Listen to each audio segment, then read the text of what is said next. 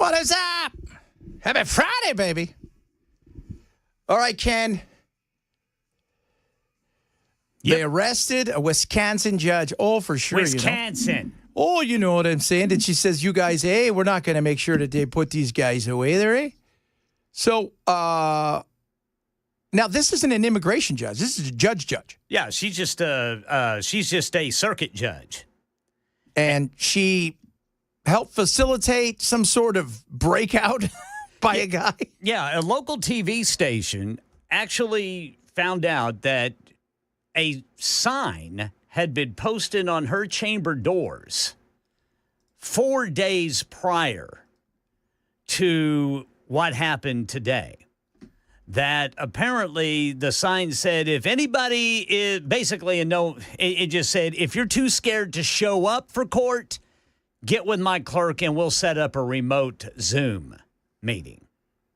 Then along comes this guy who apparently can't read the sign and shows up for court on these abuse charges, while ICE had told the judge beforehand that, hey, we're here, we have a warrant for this guy, just to let her know. Well, ICE was sent out of the courtroom. They told them to wait outside. And according to the FBI, the suspect or the defendant had his hearing, and then she took him and his lawyer out a jury door. Again, the why is, I'm curious because you and I were chatting about this. This isn't some guy that was brought here when he was 5 and he's got a business and a wife and a kid. And you're like, you know what? We need the worst first. This was a person who was in front of her for assault, 3 counts of assault. Yeah. Well, it's called battery abuse. Yeah. It's called asinine. That's what it's called. Yeah, it's violent. Yeah. I mean, you know, it's funny. She's trying to help this guy escape from violence. And old George Santos, right? One of the greatest professional volleyball coaches, players, Olympic medalists, and astronauts we've ever had, got sentenced to 87 months in jail. Yeah. Yeah. That's insane. What a weird, man. We're living in the Twilight Zone. I do nothing. Things stopped surprising me a long time ago. And let me tell you guys something. A nonviolent offense, first time, 87 months for something like that is really that is not normal. That is, and he's George Santos, all right? You know, I mean, he is spectacular. It's fun. We were trying to figure out, what exactly did he do again? Which lie was this one? He took money. He did stuff. You know what's amazing about the whole George Santos thing? If you guys don't remember George Santos, he was one of the greatest athletes we've ever had in our country. He was the congressperson who won in New York. Right? Was New York? Was it New York? Yeah, yep. Yeah. And the fact that he won was insane. And the fact that nobody checked except some local outlet about this guy, his life was, the fact that he had the balls enough to go through with all of the stuff. And he would just get up there and he would tell these wild stories to anybody who would listen. He was a pro volleyball player. He won he won like a Division II. You know, anything you could find on the internet with one Google search. You could even search it on Bing and you could find it. Yeah. And nobody did. I just find it fascinating. And he got through, and now he's going to jail for 87 months. That is just, you know, yes, he did some stupid stuff, but then you look around, like you said, I'm not, you know, you shouldn't be shocked about anything anymore. You shouldn't. Yeah, I'm not, this still in New Mexico, man. Yeah, that's another this judge doing, I'm not. Yeah, not surprised. I lived in New Mexico, and I don't have, facts, but there's smoke to all the stories. You got 3 gangsters living with you? Yeah, in a guest home. Yeah. And this judge had resigned last month. Yeah, and you have your knew what daughter was coming. You have your daughter posting pictures of them all together holding guns. Yeah. Like, common sense, man, which is not common anymore. It isn't. It's just, the whole thing is this. It's a weird day, and already MSNBC's out there going, oh, here it goes. The Trump administration, they are arresting people because they are part of the Reich. They're dragging judges out of the chamber. You saw that coming. You did. I just, I want to see what so her name was Judge Dugan. I want to see what her now this is everything she wanted, though. She's not going to jail, but they'll take her to jail. They'll release her. Now she's going to become the hero. Oh, yes. That the left is looking for, the champion. She's going to become the face of the resistance. Yeah, they'll ask her, do you have any bruises or anything? Yes. Did they shoot you on sight? Did Trump try to get you on an airplane and get you to El Salvador? Did you say anything bad about Israel? Are you here on a visa? Oh, my God. But you know what? If I'm her, you now have, and this is where you make lemon out of lemonade. In today's world, you look back at people who become famous for being resistance or something, you can plan it now. Back in the day, it was something that was organic. Yeah. Right? But this is, you can do this now. These people are efforting to do these kind of things because they know it's going to raise their profile.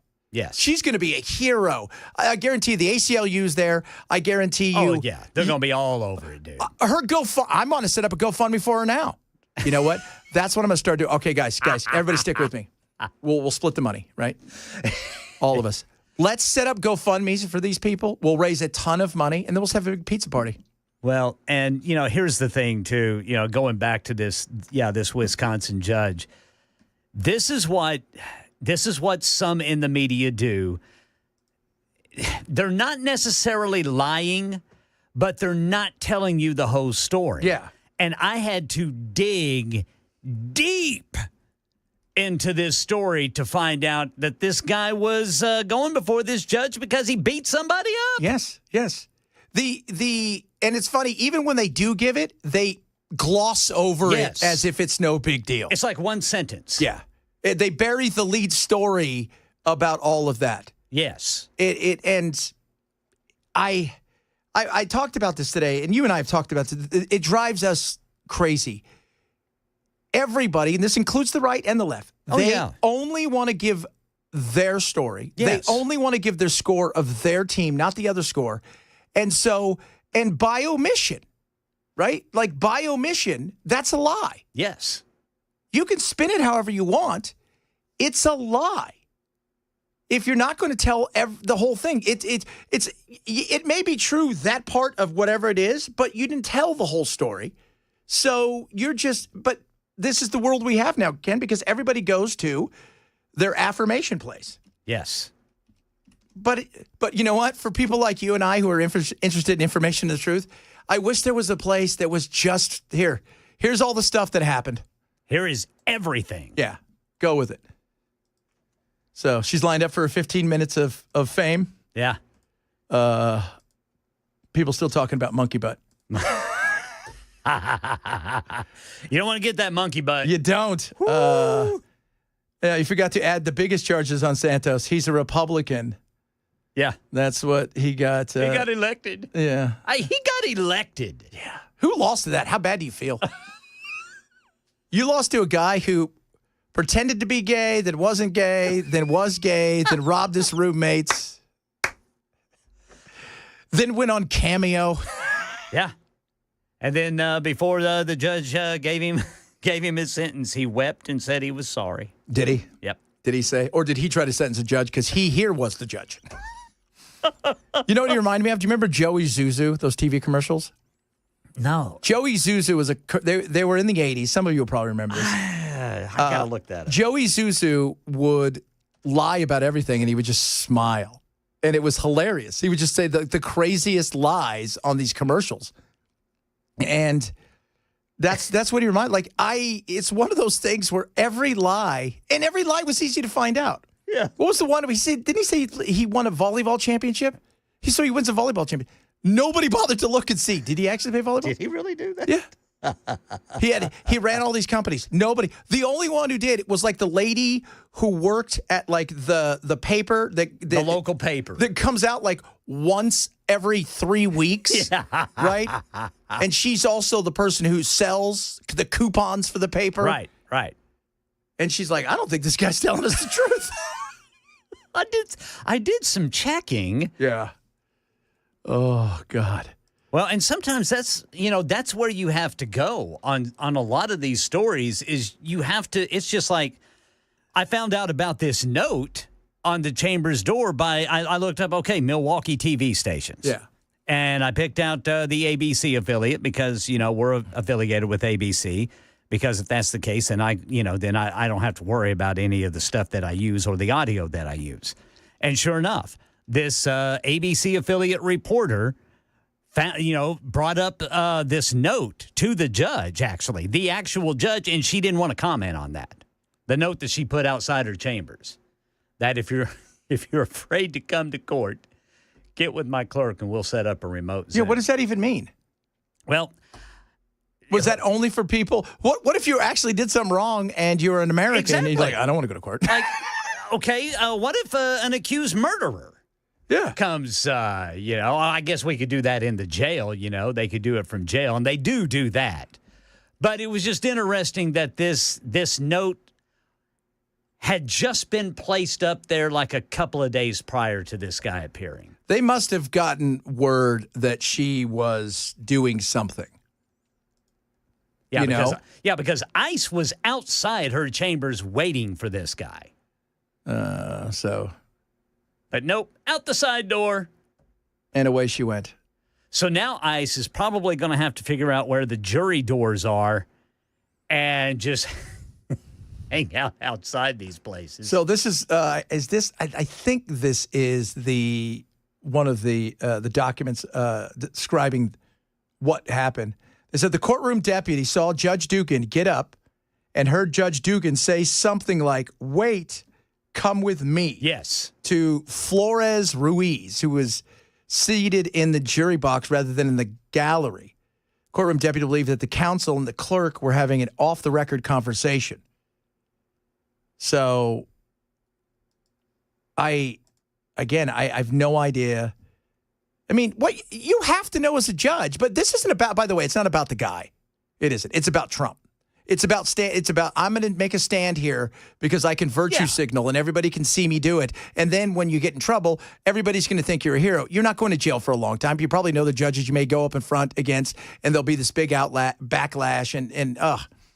They said despite having advised of the administrative warrant for his arrest of Flores Ruiz, Judge Dugan then escorted Flores Ruiz and his counsel out of the courtroom through the jury door, which leads to the non-public area of the courthouse. Ah, there you go. Then Judge Dugan commanded Flores Ruiz and the attorney and the male leave through the back door of the courtroom.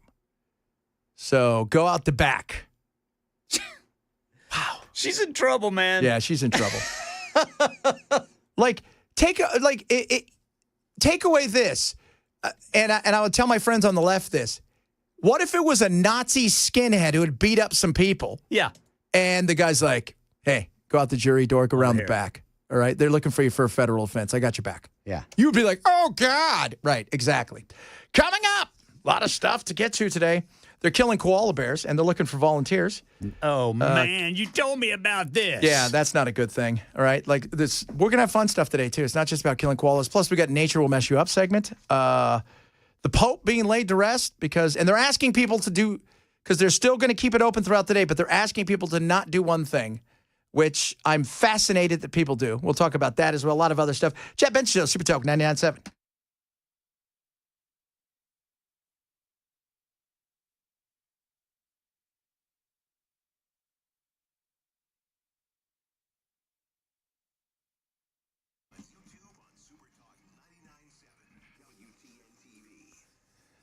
Bulwark Capital is amazing. Let me tell you something. My guys are crushing it over there. If you worry about what's going on in the market, investing, you worry about what's happening, I need you to talk to my buddies over at Bulwark when it comes to retirement.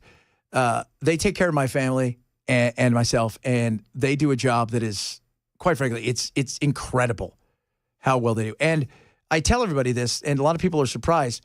They invest all over the globe. This isn't just, it's only here and it's only in this. No. And whether you're it's not just about buying a stock and holding it. They did quite well for us recently with shorting a certain stock. It's amazing what they do, and they want to give you a chance to take a look at what they do and give you a second opinion on what you've got going on. No cost. Call Bulwark today. Set up a second opinion. 866-779-RISK. 866-779-RISK. My buddy Zach will take care of you. He runs the company, chief investment officer. He's an amazing guy. The entire crew over there is incredible, and they'll put you in the right direction when it comes to your investment. Lower risk, lower cost, lower volatility. Call Bulwark today, 866-779-RISK, or check them out online at knowyourriskradio.com. Investment advisory service offered through Trek Financial LLC and SEC registered investment advisor. Investment involved risk, not a guarantee. Past forward, not guarantee. Future results, 24713.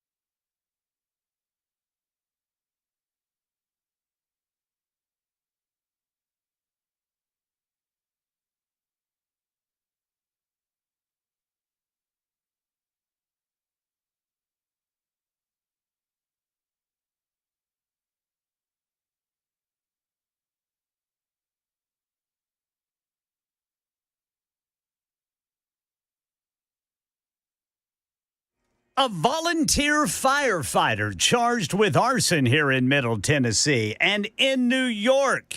Not guilty, says Luigi Mangione. We'll tell you about that at 12:30 on Super Talk 99.7 WTN. By last night, more than 90,000 mourners had filed through St. Peter's Basilica to pay their respects. Just think it's incredible to be here and to experience it with them. The outpouring of grief has been immense, but not without controversy. Some in the crowd have been taking selfies with the Pope's body, sparking outrage. Also, nuns have been taking selfies. Oh, man. You know what? Goodness. I said to Belle, they should find somebody that looks just like the Pope, have him lay in the coffin, and when somebody takes a selfie, just have him just jump up and put his thumbs up. Wouldn't it be great? I'm here for it. And you'd be like, you know what, the Catholic Church, I knew they had a sense of humor somewhere when it wasn't, when they weren't doing all the things that they shouldn't have been doing. Crazy. Here's my question. Who's that for? Like, who's... Yeah. It's going to go on Facebook. But who's that for? It's like, check it out. Mason got a picture with a dead guy. Nice. What? Yeah. Like, love, hugs. Yeah. Totally sucks to be him right now. What? Like, who's that for? Couldn't be me. But I'm trying to think, like, I don't know. First of all, I'm still, I don't get the whole, I want to show my respect by walking by the dead guy in a box. I don't. I know, the whole, like, even Jimmy Carter, I thought, who's waiting 4 hours to walk by a box that it's not even open? How do I even know he's in there? Yeah, he's probably on his own. Yeah, I don't even know if he's in there. You guys could have lied to me forever. Open it up. I want to see it. I waited 4 hours. I don't think that's very nice. At least this one's open, but still, I know the Catholics would be like, well, it's about reverence. No, it's a weird thing anyways. It's almost like it's a weird worship thing, and I don't know. It makes me feel. It puts people in weird lights in my head, and I don't like it. It's like, yeah, it does. It's weird. I even find stuffed animals weird. Like when people like taxidermy stuff. Yeah. It's like, hey, see that thing over there? Yeah, it was alive. Then I killed it, and then I make it look alive again, so it can stand in the corner. So it can stare at me while I watch TV. Yeah. It didn't have a weapon. I did. Well, yeah, the people who do that to their pets. Oh, God. You do that to the pet. Goodness. We need to have a conversation about why you're single, and we're going to point right to that. I could not do that. Man. No. Every day, walk-in reminder. We used to have a lot of fun. There was an older woman that went to my church growing up, and in her bathroom, she had a little shelf with her little dog taxidermied on it that stares at you while you sit on the toilet. And it is the scariest thing I'd ever seen as an 8-year-old. Yeah, it's a scary thing as an adult. Yeah. Have you ever, if you guys want to laugh harder than you've ever laughed before in your life, go online and type in amateur taxidermy. Holy cow. It's one of my favorite things I've ever seen. It is the greatest It's so good. thing I have ever. There was a guy who tried to do a lion. It looked like it was a deranged puppet. Oh, my. I would buy that before I'd buy a real live taxidermy lion. There's stuff in there you're like, because there's an art to that. And I'm sure some of you listening go, I taxidermy for fun, which is also a weird thing. By the way, earlier we were talking about Joey Zuzu. I pulled up a commercial. You guys ready for this? Yeah. So this goes back to the 80s.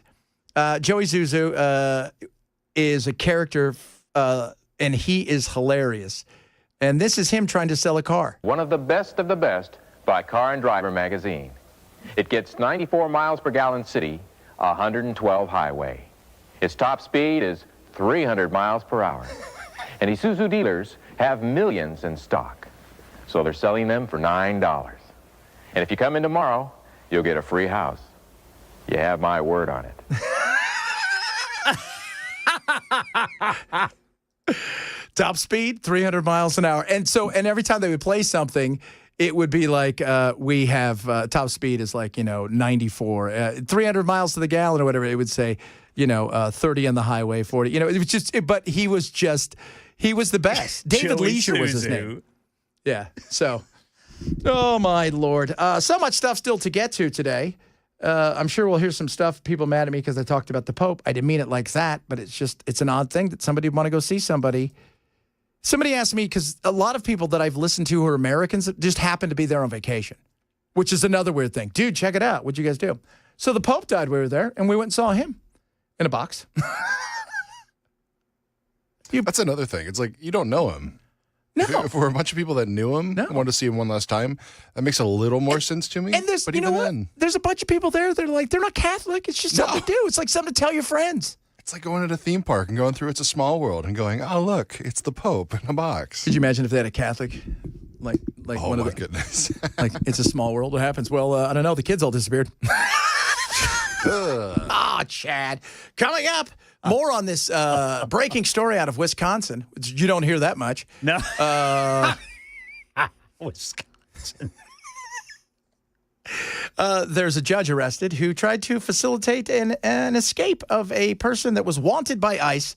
We'll discuss that. A lot of other stuff straight ahead. Chad Benson, Super Talk 99.7.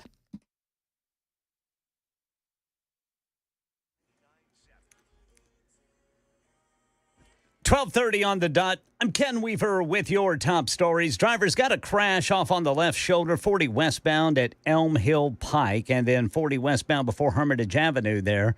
Got the right shoulder blocked. And 40 westbound past 2440 split, the left shoulder is blocked. And I-24 at Whites Creek Pike in Jolton got a crash reported. Right now in Tennessee, a volunteer firefighter is charged with arson. Authorities say 32-year-old Christopher Roach set several vehicles on fire in Millersville yesterday. They booked him into the Sumner County Jail on a $100,000 bond.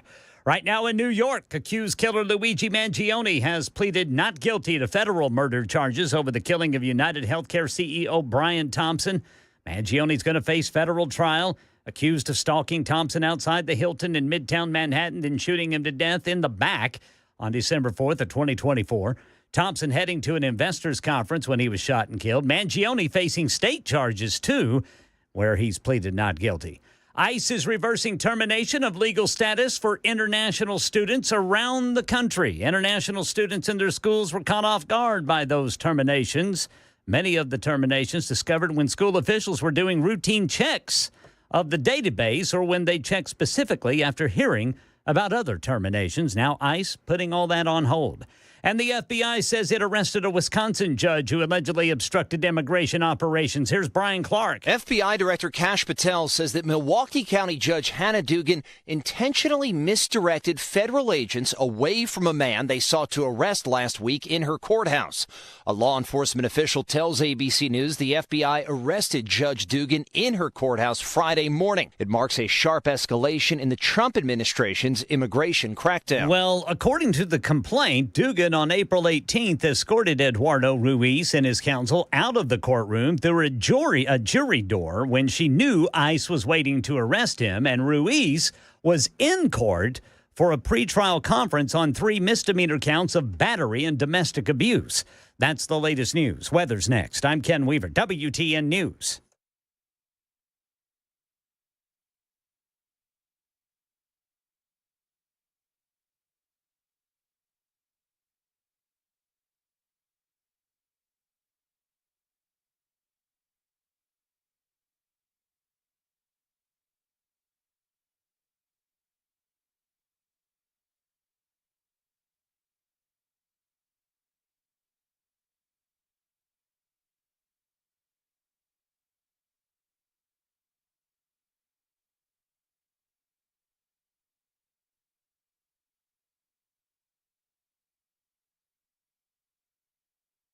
Sunday, I still can't say no to an isolated shower. Most, if not the entire day, is dry. Mixing clouds and sun. Also, mid-70s. Then next week, we'll see temperatures back in the mid. You know, you could say no to a shower, too. That's all you got to do. Good God. I thought you guys created the weather.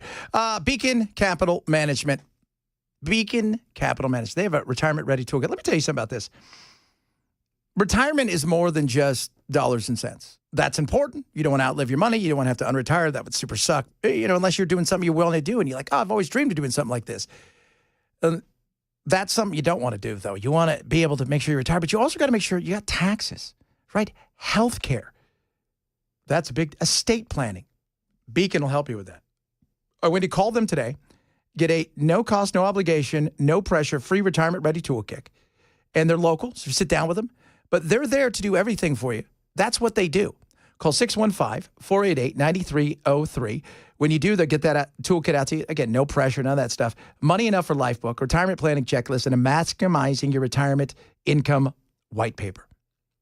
Call them today. Beacon will help take care of you from start to finish, which is what you're looking for, right? Absolutely. 615-488-9303 or online at askbeaconnow.com.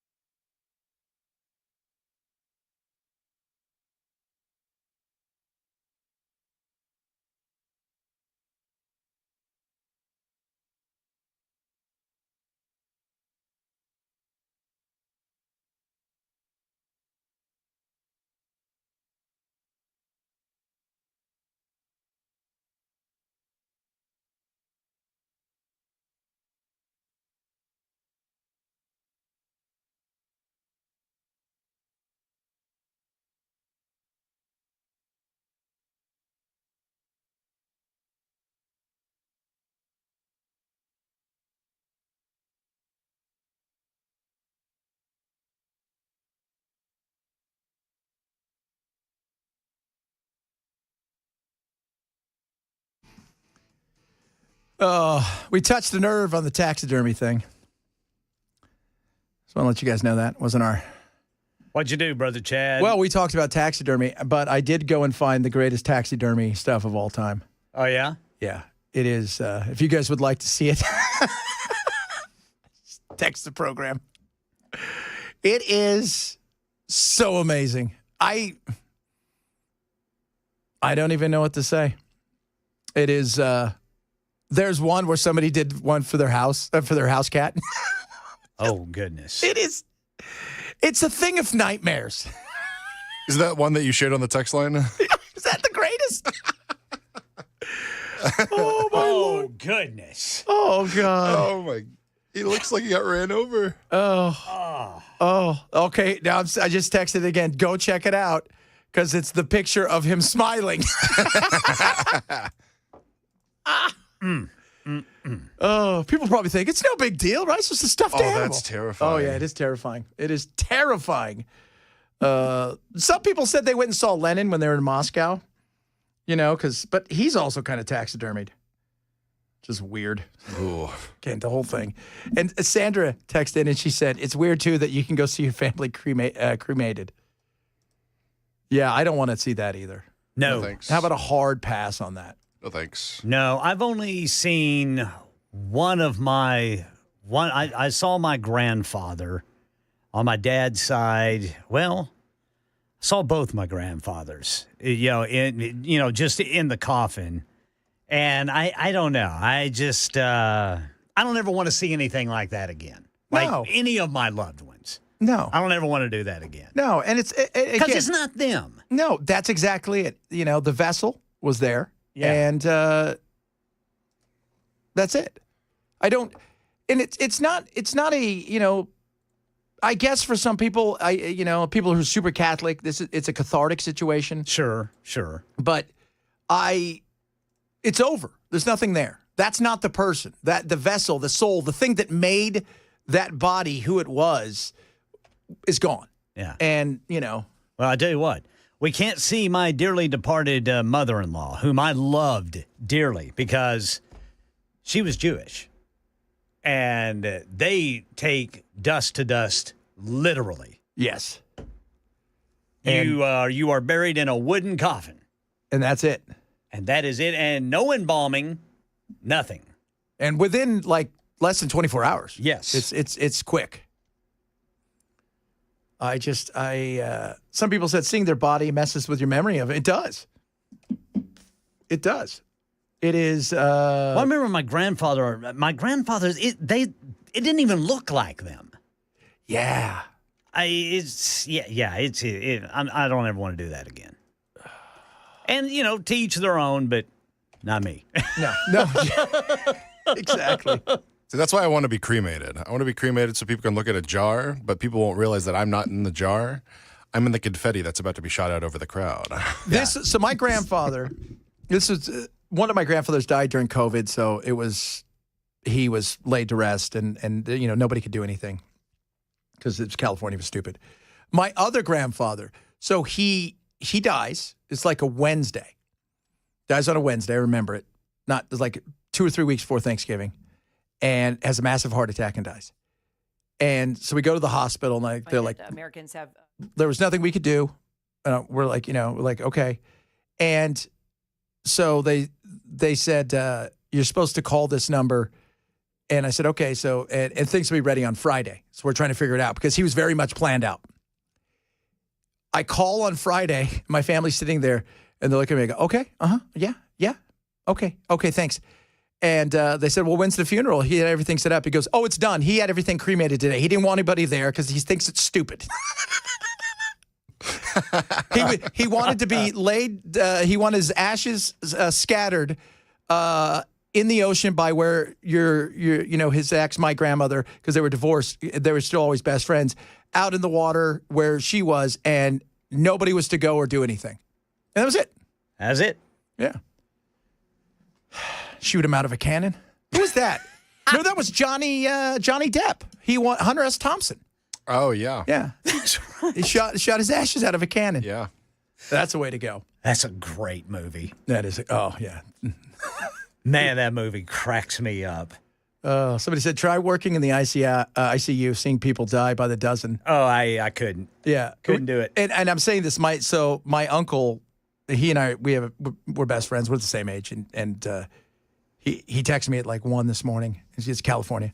And I said, what are you doing? And he goes, so my aunt, her dad was dying, and he sent me a picture.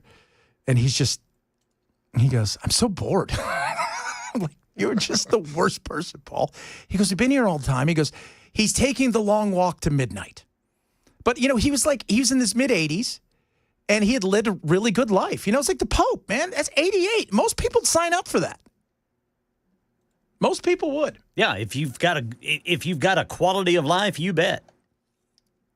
Quality of life is a big thing. That's a huge thing, That is man. a big thing. The quality. Living to be 100, but it being miserable the last 10 years? Yeah. No, don't sign me up. But if I could live to be 100 and bouncy and happy, yeah, I'll take that every day of the week. Yeah. Absolutely. Like, I'm not afraid of dying, man. It's the process. The process, yes. Yes, my uncle and I are actually the same age. We are. So Grandma had one. She had my dad when she was really young, and she had another one. And yeah, so we're best buds. If you saw us together, you think there's no way you two are anywhere near related. Like, oh, yes, we are. So earlier today in the beautiful state of Wisconsin, which, by the way, something else happened in Wisconsin last night. Oh, yeah? Tennessee Titans picked that's Cam right. Ward. Cameron Ward, yeah. I don't know. It's gonna be interesting. See how he does. But what's crazy is watching the people show up at a football stadium to cheer for people who are in suits that haven't signed a contract and or played a game for a team. It's an odd thing. You spend so much money to go to. Oh. Don't even get to watch the sport. Now, you guys hosted it, right? Like we hosted it. I wasn't here, Yeah. but that was chaos, right? Oh, Was that like the busiest you've ever seen it here? that is the busiest I've ever seen Lower Broad. I mean, it was elbow to elbow, and all of it. I mean, the entire, all the way, practically almost up to us. There were people. That's insane. Yeah. And like Nashville can somewhat like if you don't know anything about Green Bay, 500,000. Yeah. We're here in on Lower Broad. Yeah, I worked in hotels at that point. That was nuts. but Green Bay is not. Green Bay is a tiny little town. Yeah. It's like it is. Imagine like Murfreesboro, but nothing else around it. Like Yeah. not close to anything else really. Yeah. And that's the kind of thing. And having 70, 80, 100,000 people show up for a whole, and last night was a party too. Boy, was it insane. It was. But I just remember seeing like Broadway, and I'm like, it looked like Carnival. I'm like, so you worked in the hotels? Yeah, it was packed. I think I worked at the Omni Hotel over on between 4th and 5th down there on Green Veterans. And I just remember them walking in day of.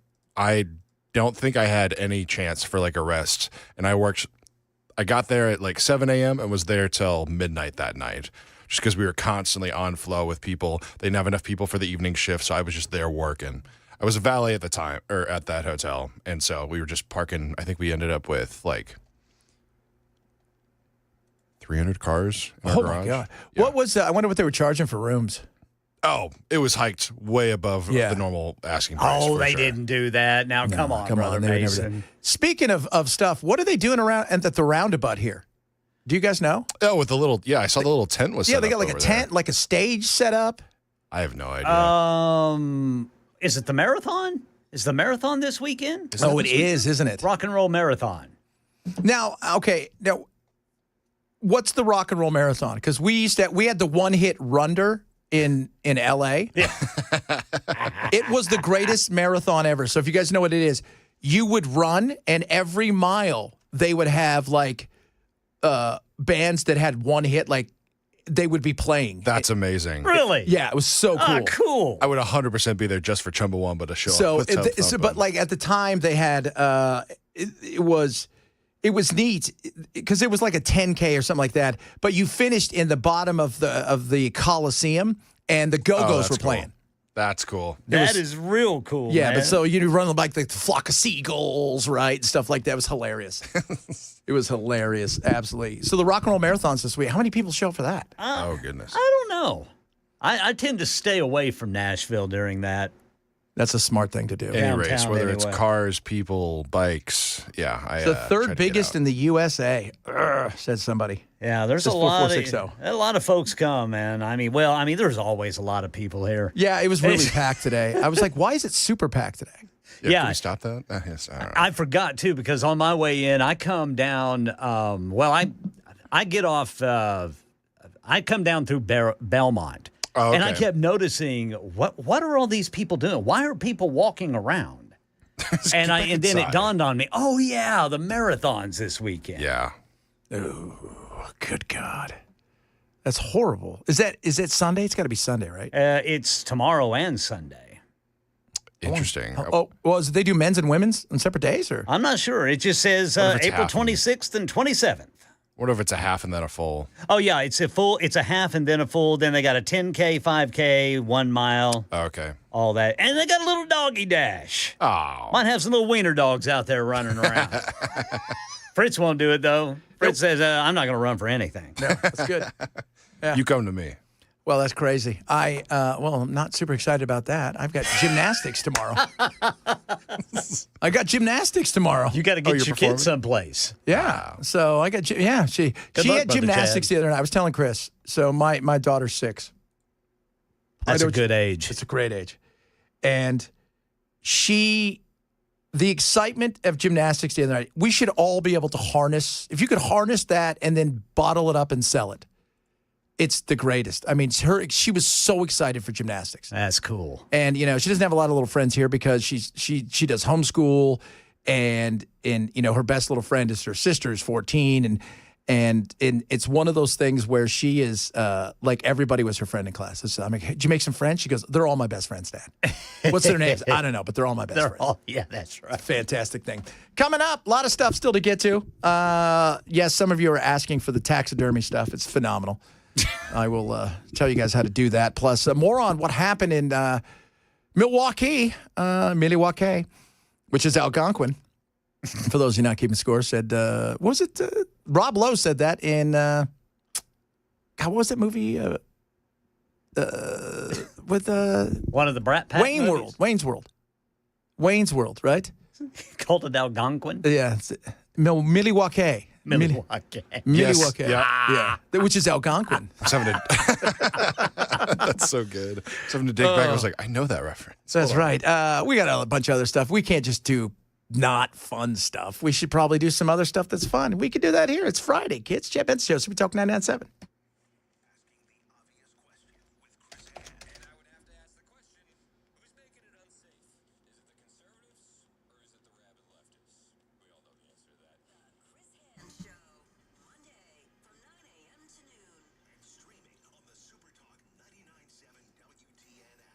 Raycon, best earbuds around. They're incredible, too, by the way.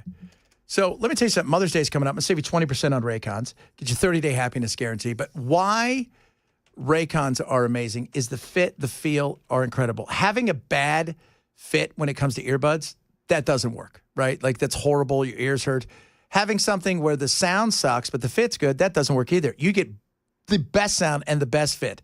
You also get 8 hours of talk time, 32 hours of battery life, fast charging, which is incredible. Every 10 minutes gives you 90 minutes of listening, and multi-connectivity, just to name a few. Get your mother this, and she's going to love the thing that may be the most important for them right now, which is active noise cancellations. See that? That was silence. That's what it gets your mom. Because every once in a while, mom just needs, shh. Go to buyraycon.com/Chad now. Save 20%, 30-day happiness guarantee. Buyraycon.com/Chad.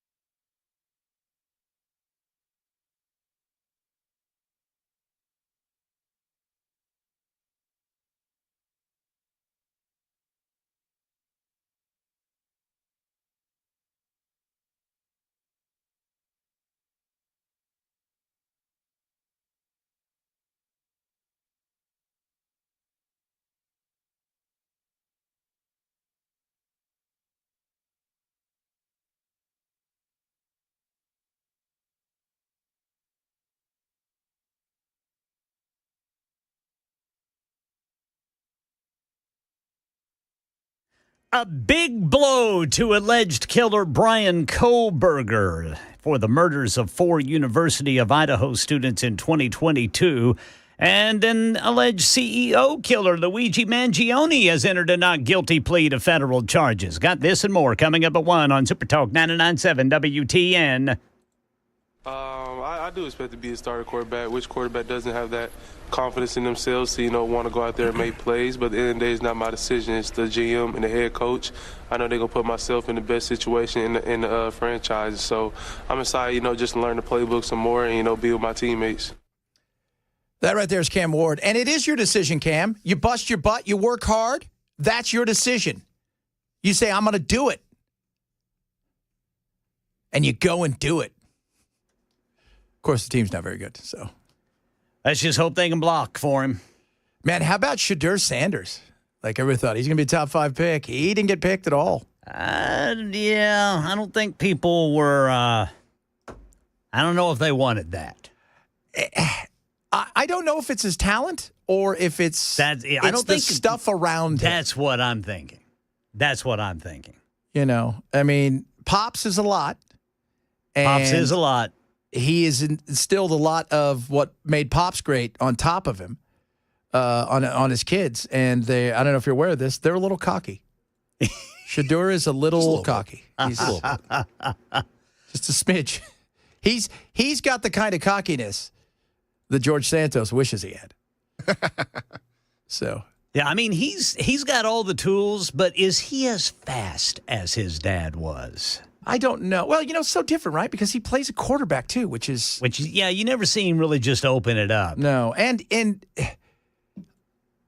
everybody's like, well, he didn't do this or he didn't do that, but he played behind the worst offensive line in college football. It might as well have been us 3. Like, that's how bad it was. With me as right tackle. Yeah, it's like, I mean, it was bad. So, and a lot of people are thinking, man, you guys should have took Travis Hunter. Travis Hunter has the chance to be like a Shohei Ohtani type of player, that kind of excitement, because he plays offense and defense. Yeah. There's who is the guy right now that returns punts in the NFL that is just lethal? I cannot remember that kid's name. He played at Oklahoma State. Tyreek Hill. Tyreek Hill. He's fast. That dude is like lightning. He is. I mean, he is gone. Like the minute he has just a seam, he's gone. Yeah. And so I don't know. It's going to be interesting though, but it's like I said, it's weird to watch people get super drunk and excited in the middle of Wisconsin, right? To cheer on. Yeah. Well, if it's going to be Wisconsin, this is a good time of year for it. Yeah. It's the only time of year for it. So, but man, it's a busy time in Wisconsin. It is, man. It is. This is old Judge Dugan. Oh, Judge Dugan, what were you thinking? We're going to talk about that. A lot of stuff still to get to next hour, kids. Trump trolling America, as he does, with his hats and merch yesterday. Just bizarre. What are you doing? And the fact that everybody talks about it also makes me laugh. So many other great things to get to. Kids, if you're listening to the show, shame on you, grab the podcast. Chad Benzo, Super Talk 99.7.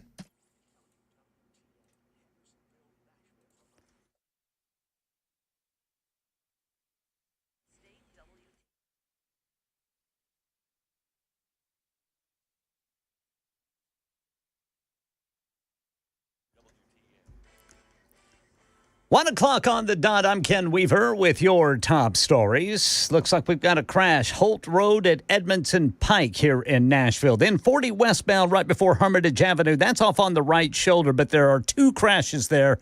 And you remember that move over law. You got to get out of the way. Right now in New York, accused killer Luigi Mangione has pleaded not guilty to federal murder charges over the murder of United Healthcare CEO Brian Thompson.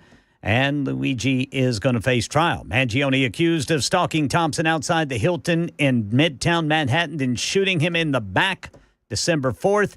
Thompson was heading to an investors conference when he was shot and killed. Mangione also faces state charges to which he's pleaded not guilty.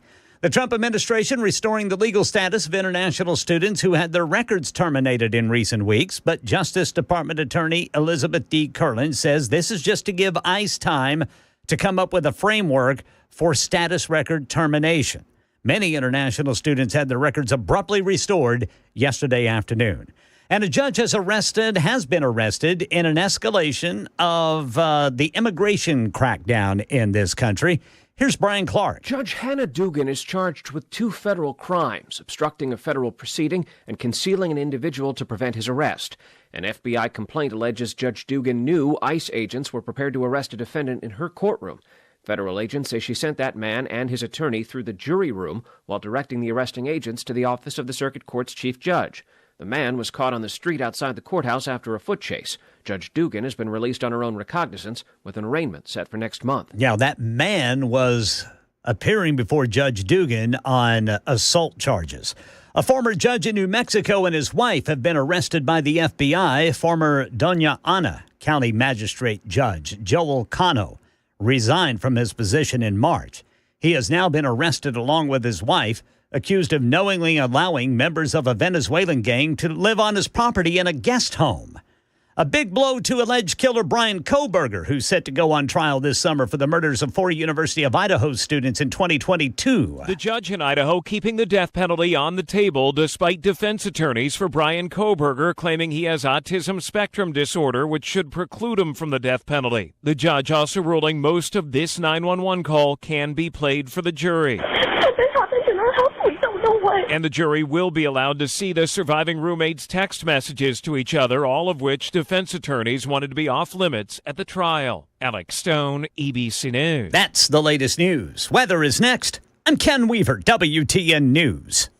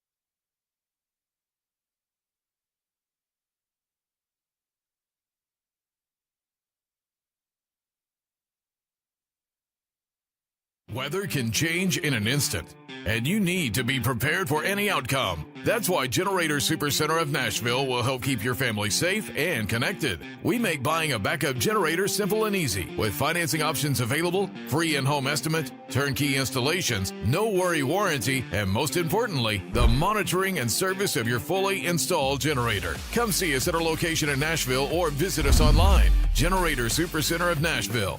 We serve all Middle Tennessee.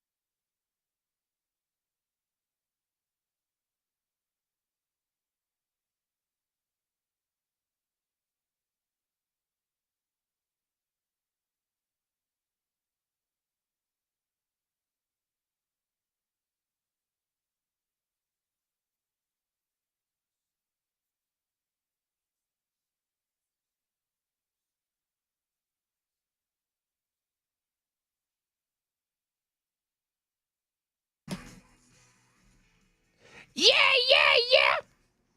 So Judge Dugan's been arrested This is MSNBC reading Kash Patel's tweet. Read to you FBI Director Kash Patel's tweet. He says in part, quote, just now, the FBI arrested Judge Hannah Dugan out of Milwaukee, Wisconsin on charges of obstruction after evidence of Judge Dugan obstructing an immigration arrest operation last week. He says, going on, saying, we believe Judge Dugan intentionally misdirected federal agents away from the subject to be arrested in her courthouse at Eduardo Flores Ruiz, allowing the subject, who they call an illegal alien, to evade arrest. Now, they say that this individual was eventually arrested by DHS officials. This is something that is just developing on it, and we have not yet seen any court documents in this case, but we are awaiting further news on this topic. Yeah, so she definitely did a little bob and weave on that. So she told him, this Ruiz character, and her attorney, you guys come with me. Come on, come with me. And then she hid them under her rope. No, she didn't do that. She took them out the jury door and then told them to go out the back and then told ICE they went that way. Uh-huh. They went that way. If this is true, she's in trouble. She's in serious trouble. Serious trouble. And here's the thing, too. And I think if this wasn't Trump, right, let's just say this was somebody who was wanted by ICE and this got out, during even Biden, it would be a bigger story where that wouldn't be so much about the resistance, which is what everything is now, is about the resistance, because you are helping somebody who's got orders to be removed. And this is what I tell everybody on the left. If you want everybody to have due process, because due process is important, Ken, you and I talk about this all the time, do it right. Yep. But once it's done and you don't like the outcome, you don't get to go, well, I don't like that outcome, so we're not going to. That's the same with Trump going, well, I'm just going to ignore that. Exactly. That's the exact same thing. No. This is a judge. Yeah. It's a social justice warrior who is super excited about her.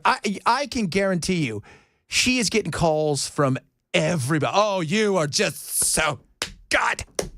She's probably on the phone with Joy Behar right now. Right now. Right? Sonny Houston. This is lawfare. It's what it is. That's what I think they all sound like. They sound like.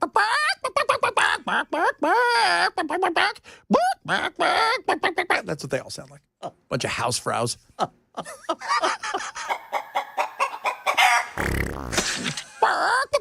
Oh, tell me more. So good. What do you think, Joy? Sonny? Racism. Racism. Yeah, so let's see if she's got a GoFundMe yet. Yeah, somebody said the judge can be a superhero for the left. Yeah, and see, that's the other thing. This is remove the immigration situation and put it like this. Somebody, was a white supremacist said earlier, did something, and you got a right-wing judge who goes, guys, the feds are looking for you. Go out the back way. People be up in arms about this. This is an obstruction. This is what this is. This is not a pretend, they're going after this woman in particular because they want to, put their foot down and this is what Trump does. No, this is really like a legitimate story.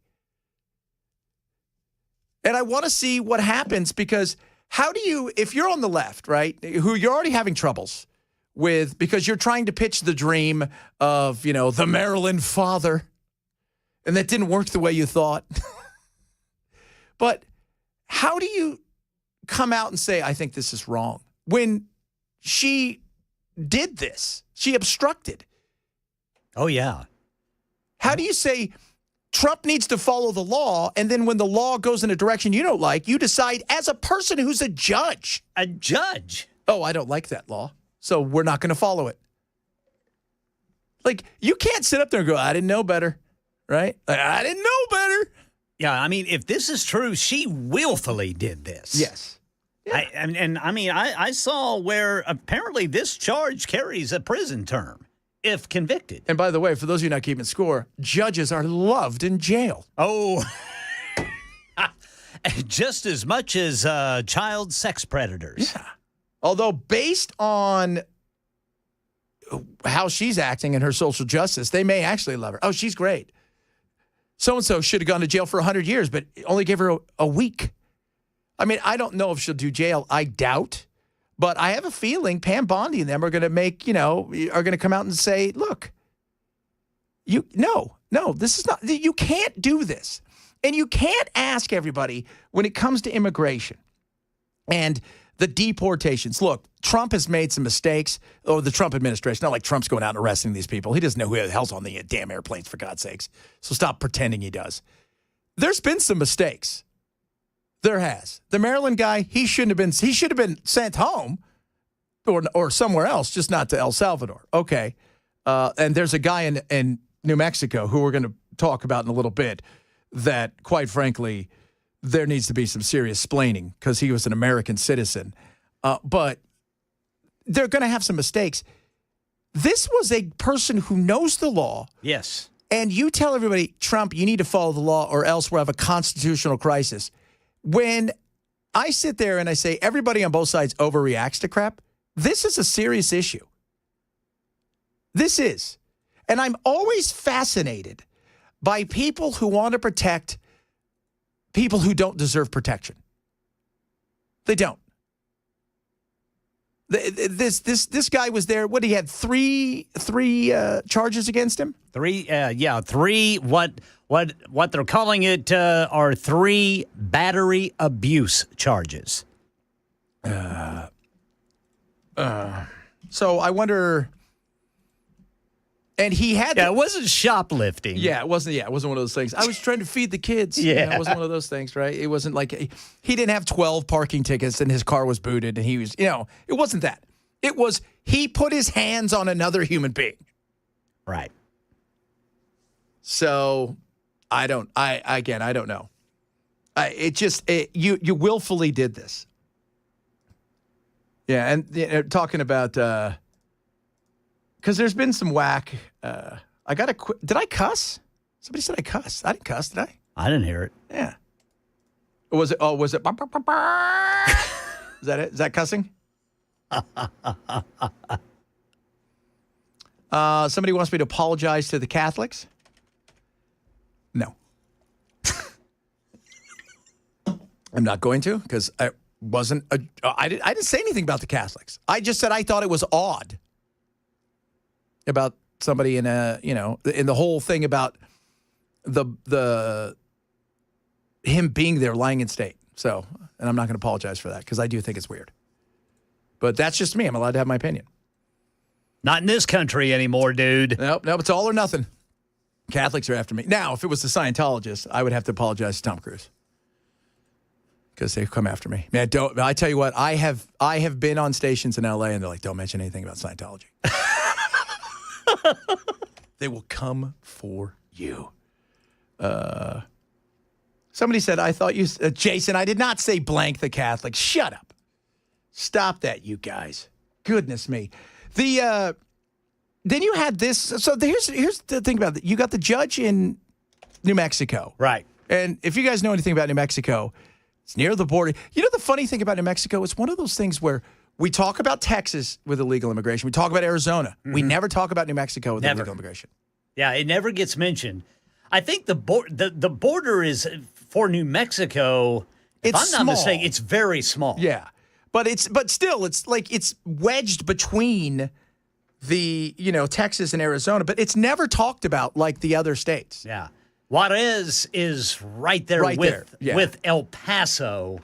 And Arizona and Texas come right there, and there's a little sliver of New Mexico right there. But when we were talking about, you're kind of like hinting at as they've unsealed this thing. And by the way, Pam, this is Pam Bondi, who's I don't know if she's on Fox News or this it's her own show, or because that seems to be the thing she's best at, or if this is just an interview, but she's talking about the unsealing of this thing. So Judge Cano, soon to be former Judge Cano, got his charges were just unsealed. He's charged with obstruction. He admitted post Miranda. He took one of the TDA members' cell phones himself, took it, beat it with a hammer, destroyed it, and then walked the pieces to a city dumpster to dispose of it to protect him. The wife also is charged with destroying evidence. Sandra, not only that, this TDA member, and he had on a necklace that said kill, something about death. He had tattoos all over him. He also had on his cell phone pictures of two decapitated victims, victims, decapitated, gruesome photos, and he was sending them out, and whoever he was sending them to was sending back saying, hey, you need to be careful. You shouldn't be sending these. You shouldn't be texting these photos out. Not only that, these two, the judge and his wife, gave him assault rifles that belonged to their daughter. That's what they're charged with. In the criminal report affidavit, he goes to a shooting range with these assault rifles, with a suppressor, with other known TDA members, and they're shooting. Yeah, that's an odd. That's going to be more sinister than this Wisconsin Yeah, this case. Wisconsin thing is a social justice. I'm standing up for the rights of people who've already been adjudicated and told they have to leave. This is, I feel like there is one of those things where you come to find out that dude has got like $40 million of cash. Yeah. Yeah, he resigned last month. This judge just abruptly resigned last month. You know, in Mexico and in Colombia and stuff, you know, the old saying, it is, you know, the silver of the lead for judges, which is, hey, we could shoot you or you could take this bag of money and look the other way. The choice is yours. And if you're going to put it that way, you know, what do you expect people to do? And I feel like this, because, you know, it's not the first time I've seen stories, I've seen, you know, shows about, you know, a lot of these guys who are judges, they get caught up in this because they work with so many of these people, and, you know, people start coming to them, you know, the mob go back in the day. Everybody was on the take at some, you know, shape or form because of fear that they were going to get killed or something. But I feel like this one's more sinister than the obstruction. Because you got people living in your house who you know are gangsters. Yeah. Yeah, and I like how, too, I mean, this is some of the media for you. They're just calling them Venezuelan gang members. Yeah. They're TDA. Yeah, they're Tren de Aragua. By the way, this is what End Wokeness just tweeted. Media. No one is above the law. FBI arrest judge for violating the law. Media. No, not like that. I think that's, yeah. You can't sit there and say, Trump, administration, all of you guys, follow the law. You're going against everything. Constitutional crisis. We're like, hey, this person over here helped somebody who had orders to be removed escape. They basically got in the way of everything and sent us on the wrong way, lied to us to our face. We're going to take them into custody. No. You can't do that. No, that's exactly it. You can and you should. And it's not about making, because look, lawfare is real. Both sides will stretch the opportunity to go after certain things. This isn't one of, this is pretty black and white, what this person was trying to do. Coming up, we'll do a little, we've got some other fun stuff to talk about today, some serious stuff as well. More on some immigration stuff a little bit later, because there have been some mistakes out there, and they do need to get it right. And watching the Democrats just fall all over themselves, making the wrong decision over and over again, is hilarious. We've also got Nature Will Mess You Up coming up in a little bit, because nature will mess you up. And they're telling people not to do something, and that they're the cause of what's happening in some of these areas. Wait to hear this story. Chad Benson Show, Super Talk 99.7.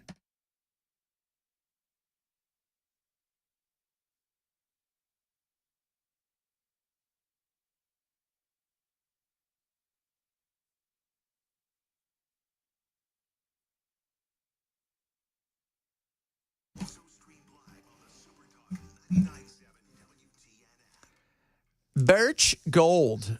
You guys know what's coming up in July? Another BRICS meeting, as everybody tries to push to get away from the dollar as the reserve currency for everybody, which is scary. So what do you need? You need to make sure you have gold, just in case. The weakening of the dollar, what's happening out there right now, the fact that people are worried about things like, I don't know, recession potentially. Why not look at gold? A great asset to protect yourself, especially if things go south. And it's been around forever and a day. Text the word Benson to 989898 today to talk to my buddies over at Birch Gold. They're A+ rated by the Better Business Bureau. My family goes there to buy gold. I buy my gold from there. They're going to treat you great. They're going to send you out an info kit. No hard pressure sale or anything like that. Just information and a chat. Text the word Benson to 989898 today for Birch Gold.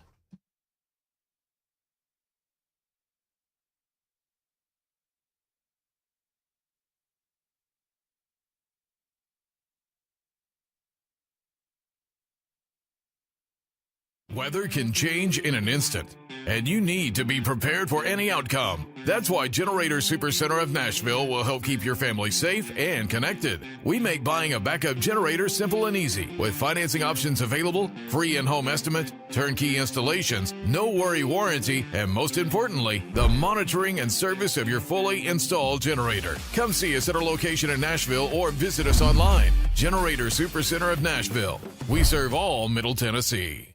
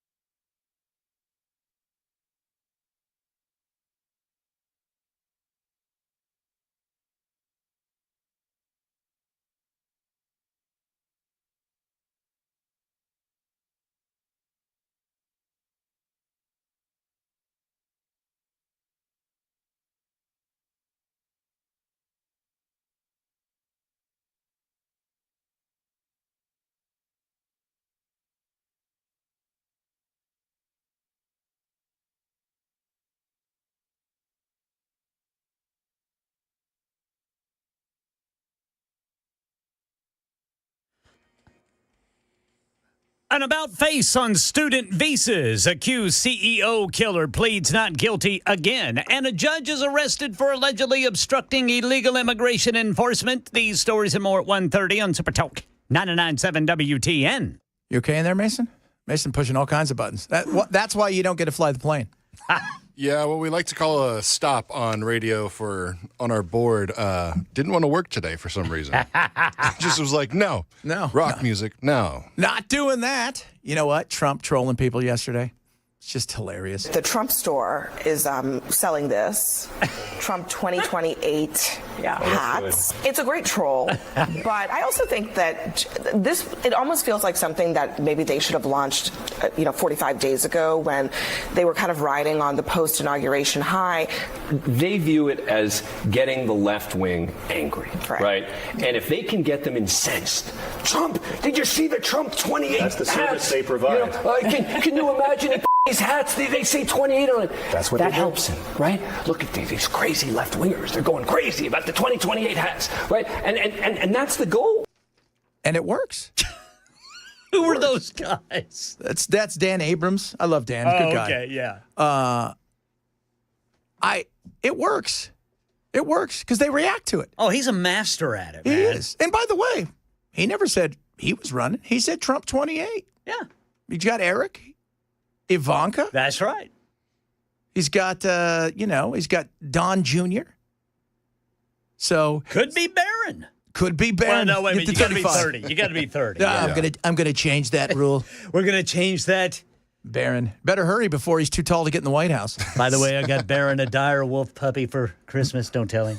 He looks like somebody should have a dire wolf puppy. We'll have him White House trained by the time Christmas rolls around. Oh gosh, so good. But the reaction of the media is hilarious. Yeah. As soon as that hat was posted, my brother and my cousin, both lean more left nowadays, sent them immediately in our group chat. And he goes, "You see what he did?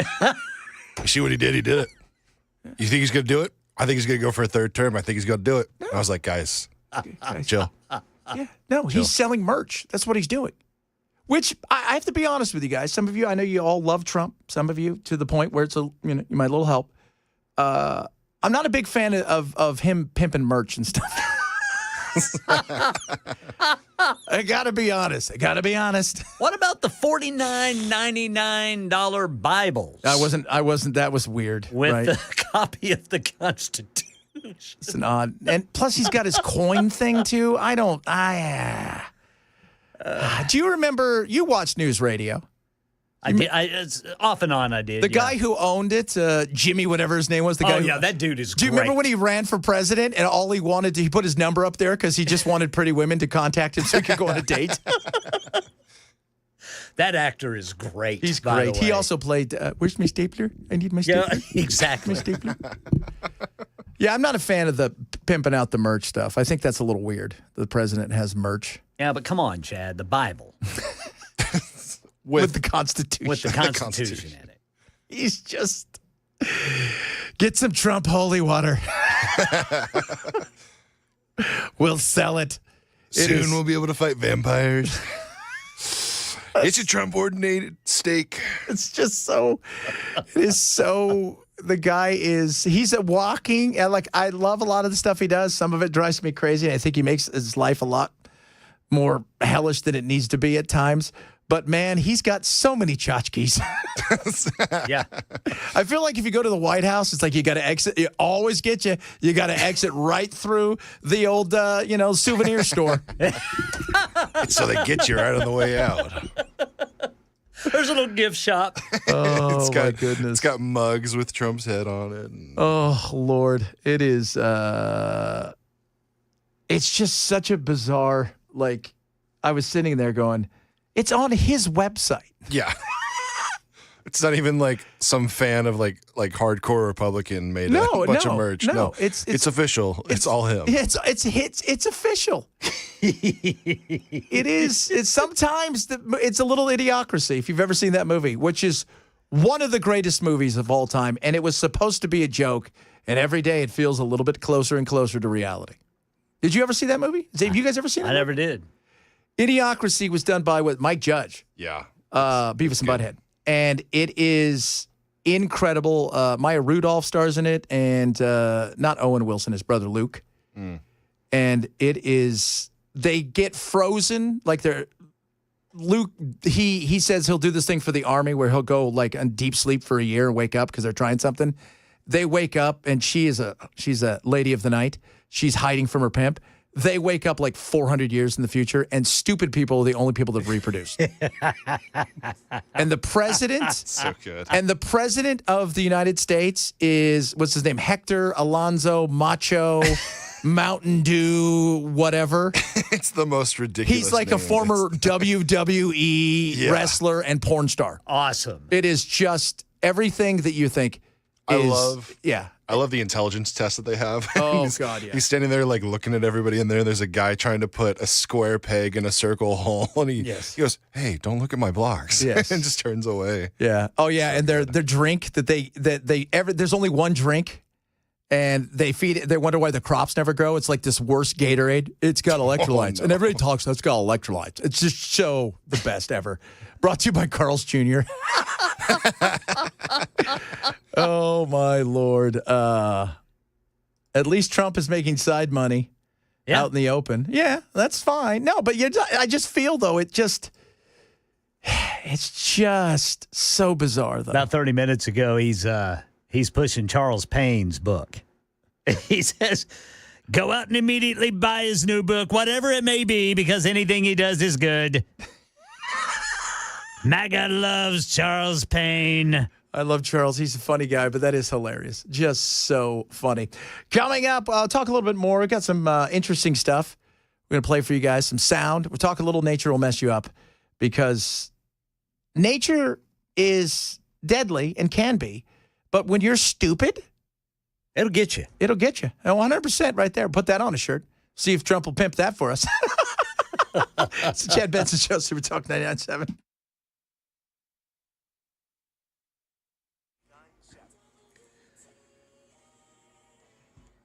I'm Ken Weaver with your top stories. Drivers still got some problems out there. TDOT reporting 2 crashes right now off on the shoulder, the right shoulder there, 40 westbound before Hermitage Avenue. And now in Antioch, got the right lane blocked, 24 westbound before Harding Place. That's a crash. And in Jolton, a crash reported, 24 westbound at Whites Creek Pike. And the Hermitage got a crash, off-ramp, right lane blocked, I-40 eastbound to Central Pike going northbound. The Trump administration's reinstating international students' visas until ICE has time to come up with a framework to use to terminate them again. Accused CEO killer Luigi Mangioni's next hearing is December 5th after he pleaded not guilty this morning to federal charges in the ambush murder of United Healthcare CEO Brian Thompson. And a judge has been arrested in an immigration crackdown. A judge? Here's Brian Clark. Judge Hannah Dugan's been arrested in her courthouse by the FBI. FBI Director Kash Patel says she'll be charged with obstruction because he says she intentionally misdirected federal agents away from an undocumented immigrant they sought to arrest in her courthouse last week. Patel says the target, Eduardo Flores Ruiz, was taken into custody a short time later, but that the obstruction created an increased danger to the public. Brian Clark, ABC News. Yeah, Ruiz went before the judge on 3 abuse charges. In New Mexico, a former judge and his wife were arrested by ICE agents last night, accused of harboring Venezuelan gang members, TDA. According to court documents, former Doña Ana County Judge Joel Cano allowed members of a Venezuelan gang to live on his property. He resigned from his position as a county magistrate judge in March. The men allegedly said they did handyman jobs on the property and then moved into a guest house. Cano has denied any wrongdoing, saying he had no idea the men were allegedly linked to a Venezuelan gang, and he denies allegations that he supplied them with guns. Alex Stone, ABC News. That's the latest news. Weather's next. I'm Ken Weaver, WTN News.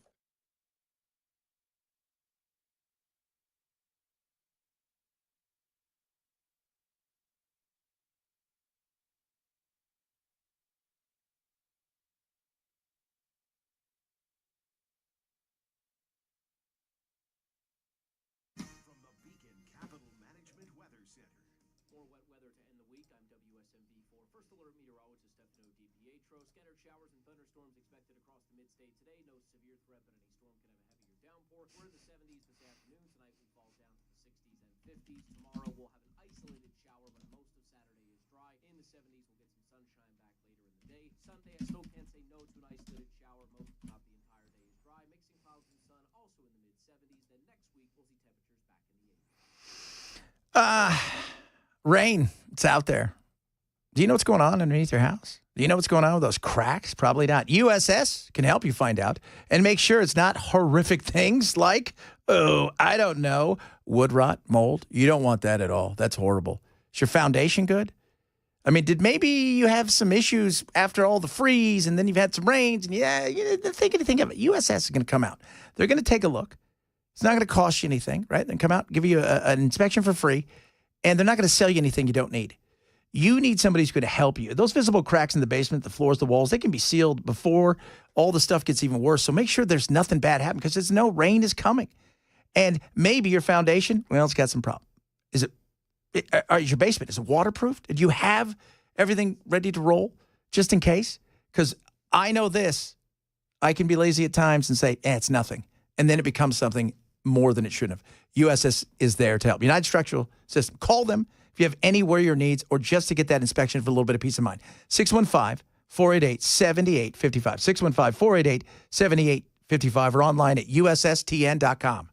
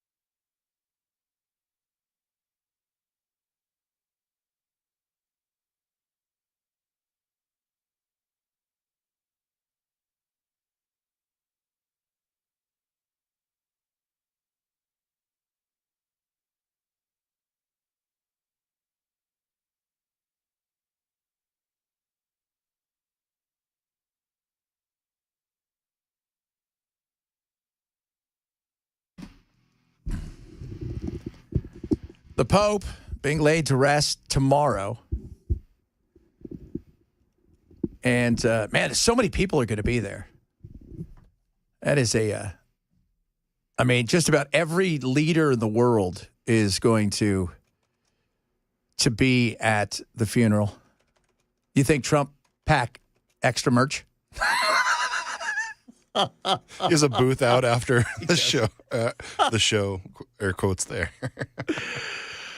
Honestly, it's one of those things. Pictures of him together with the Pope, armed around him. Get your Trump and Pope merch now before it's gone. You're not being very nice. No, I'm just being honest. Settle down, guys. We're having a little fun. Yesterday we were talking about about Jelly Roll. Jelly. Yeah, Jelly. Somebody says, until yesterday I thought you guys were fair. And this guy, by the way, is nice. I'm assuming it's a guy. Nice. He said, Jelly Roll supported because he's a star now. I've got a felony from 26 years ago. I've been turned down for job because of it. Life isn't fair. Is that about him being famous, right? Because you should have a chance to get that expunged. Shouldn't hang over you. Like we were talking earlier about those kids. Was it Murfreesboro, the church? Where they, I don't know a lot about the kids. I don't know if these kids are really bad all the time and this was just something else that you're like, oh, they're probably going to try to do something like this for real. Or if it was just two idiotic kids who thought they will be funny and they did this. But you should have a chance to have a second chance. I've never understood, some prisons, honestly, they're there because those people are so bad that there is no hope for them. They're never getting out. But it should be about rehabbing because the vast majority of people in prisons, even the bad ones, like George Santos, they're going to get back out. They're going to get back out at some point in time. And without the opportunity to work and to rejoin society, what do you think they're going to do? And I think people should have that opportunity to get things expunged. I think people should have that opportunity. I've always been fascinated. Like in California, they've got like HVAC and plumbing and all of these things that they teach these guys. And then what happens? Well, they get out and they can't get a job. Well, they got a felony, so they can't get past the nobody's going to insure them. No company is going to be allowed to insure them. And they're never going to be able to get into somebody's house, essentially. Well, and you sit there, you go, what'd they do then? So, yeah, I agree. I mean, his fame, though, can help in a lot of ways. And I think that's something that, that just because he's famous, yes, that's probably one of the reasons why he's not the only one, by the way, who's has an opportunity to have their record expunged, if you will, or pardoned. But to think about what you can do with that, that's great. But yeah, we should be definitely working towards getting people who've had the mistake in the past, after a certain amount of years, getting that thing off so they can get back to life with the opportunities that everybody else has. Because, especially if you served your time and you haven't done anything else. Donald Trump selling goodies, I'm sure. Somebody asked me, did he autograph the Bible? Did he? Oh my God, if he did, which seems like something he'd do. Or the Constitution. That is weird. You know who wouldn't autograph a Bible? Who's that? Linda Blair. She wouldn't, because she said that's the number one thing people ask her to do. Really? Yeah, because after The Exorcist. Oh, man. So I interviewed her, and she was very gracious. And I asked her, too. It was really interesting. I asked her, as we deviate from some stuff, just because it's a good conversation. I asked her, I said, was it hard as a kid? And she goes, it was so hard. She goes, no, my friends, their parents wouldn't let me play with them anymore. Interesting. Because they saw me as Reagan and they saw me as possessed, and it was so, so odd and freaky. And I'm like, oh, okay, I could see that. So, but yeah, she would never sign a Bible. You shouldn't be signing Bibles anyways. No. But some people are weird and do. Trump sat down with Time magazine. Beauty of Trump. He'll sit down with anybody. He will. He will. I mean, he'll sit down with you and he'll have a conversation. Obviously, he doesn't think too highly of Volodymyr Zelensky. He's frustrated right now with Vladimir Putin, who rejected his ceasefire proposal and who has been attacking Ukraine, including over the Easter holiday. So I think, Donald Trump recognizes that this is one thing where he said he'd be able to get it fixed quickly, and he hasn't. No, he hasn't, but he's moving it forward as best you can. It was never going to be an easy fix. And yeah, I understand why, by the way, Zelensky doesn't want to give up all this, because he wants assurances. So you want me to give up 20% of our land? And, we can play the semantic game. Well, it was, they wanted to be Russian, and then they voted on it. And then you could go, well, yeah, but their military was already in that area when they voted on it. So it feels a little weird. But we could play this game all day. But you got to give him some assurances that, okay, if we go and do this, and he decides 8 months from now that another group over here wants to be part of Russia, that if he attacks, you guys are going to do something. And not that pretend one that you had us sign way back in the day, along with you guys, America and everybody else, that said, hey, if you give up your nukes, we'll protect you. If you learn anything out of this, never give up your nukes. Never, ever give up your nukes. Tariffs were a big thing as well. And again, sitting down with Time magazine. One of the most revealing things he said over the course of the hour was that if we still have very high tariffs on foreign imports a year from now, whether it's 20%, 30%, even 50%, he would consider that total victory because he sees it as a revenue generator for the United States. I hope so. And I don't know what the deal is. Everybody's like, oh, China blinked. China's like, yeah, we didn't talk to him. Could both be true? Could they have blinked, and could they also not have talked? Yes. But see what China's also saying, well, we're not going to tariff this. These are things that are important to China. We don't import a lot to China. We're not big importers there, except for the things that we import. for those of you guys who don't know, are services. So we have a surplus when it comes to services. So we're talking financial services. We're talking about, all kinds of software and things of that nature.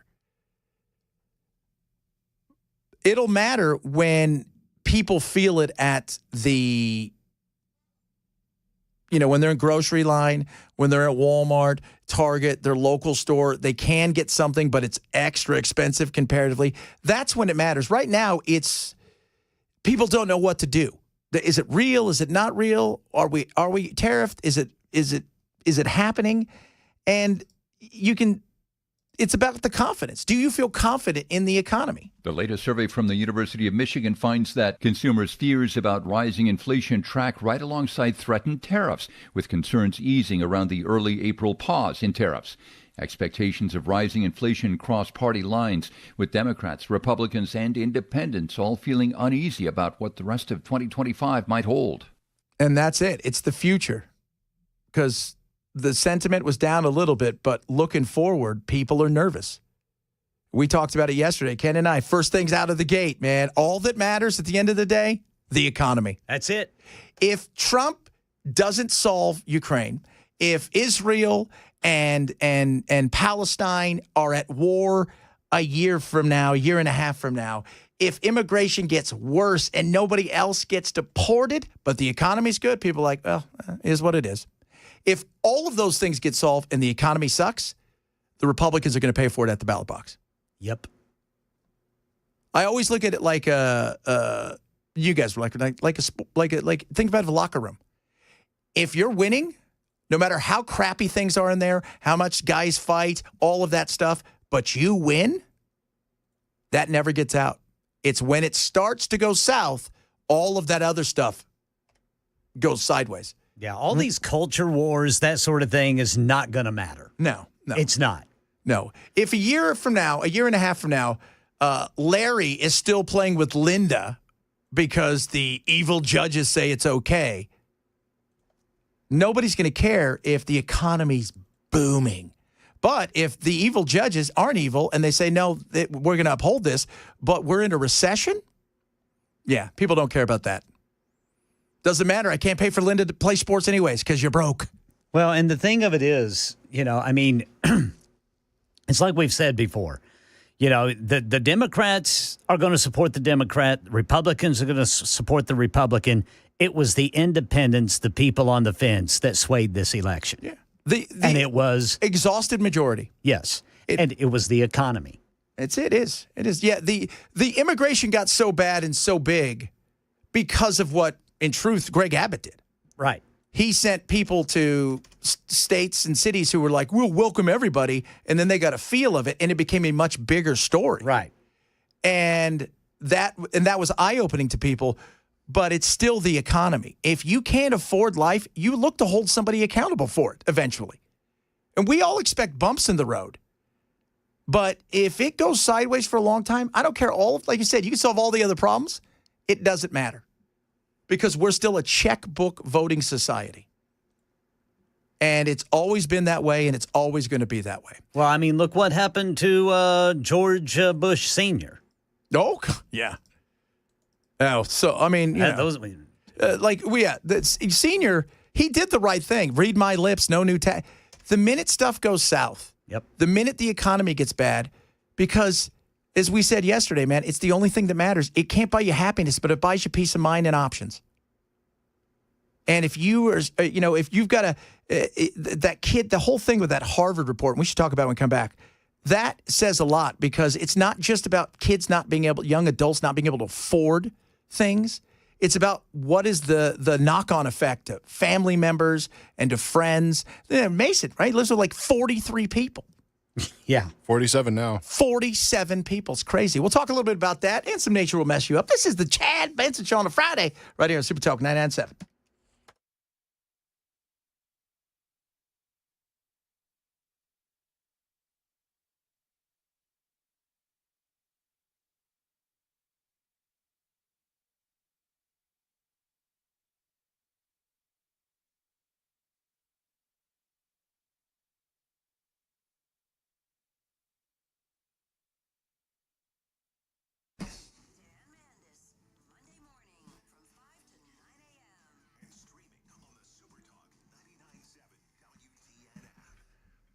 Prize Picks. Are you ready to win 2,000 times your money? It's so easy to do. You can do, and the way that you play Prize Picks, and I've talked about this, it's you set a lineup not by teams, but by players, by things like points, rebounds, assists, strikes, balls. I mean, it's crazy. It's up, it's down, it's more, it's less. You can win 2,000 times your money today. On top of that, when you have your playoff hot takes, right? Because there's playoff basketball going on right now. You'll have a chance that every time you pick a lineup, you're going to get entered in to win It Takes Two sweepstakes. That's where you and a buddy can have a VIP trip to the championship. So simple and easy to do. Now, when you use my code Chad, you play your first $5 lineup. A lineup could look like this. LeBron James, I think he's going to score more than 22.5 points in this game. And I think Shohei Ohtani is going to get more than 1.5 hits in this game. That's a lineup. You play $5, you get $50 bonus immediately, win or lose, just by using my code Chad. So what are you waiting for? It's simple, it's easy, it's fun. Prize Picks. Download the app today. Use my code Chad. It's that simple. Get that $50 bonus. Prize Picks. Run your game. Must be 21. Present Tennessee. Gambling problem? Call 1-800-426-2537.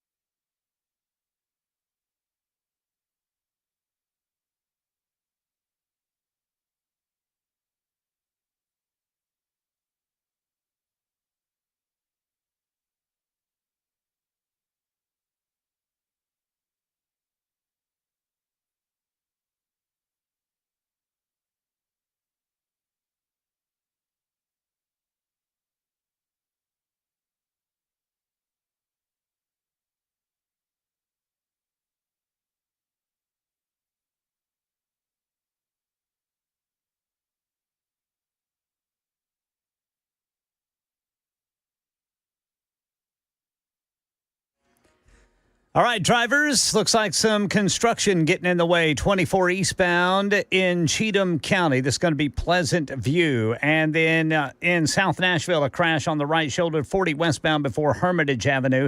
In Antioch, the right lane is blocked, 24 westbound before Harding Place. And in Hermitage, a crash blocking the off-ramp right lane, 40 eastbound to, well, looks like that has just been cleared, so never mind. Traffic every 10 minutes every morning on Super Talk 99.7 WTN. Nature will mess you up. Because it will. We know it can, and it will. Yes, it will. So, if you guys didn't see it, don't look at it. There are cameras everywhere nowadays. But a diver, data 4, was attacked. You have a bunch of, as they're saying, influencers who were there as the shark swam around in the water with it. And they're saying this is becoming a real issue. The remains of the victim has been found. And I say remains. This happened in Israel. It was a jihadi shark. What kind of shark was it? Jihadi shark. It was crazy because cameras are everywhere. And you see you see Jaws. Obviously, it's crazy. It's wacky. It's not, I mean, it is exactly like it looks. I mean, there's blood spraying everywhere. And they think it was, they're not quite a dusky shark. They're not quite sure what kind of shark it was, but it was probably a shark that was there earlier. But it goes back to the thing we talked about, that lady that got her arms bitten off earlier this year because she wanted to take a selfie. Yeah.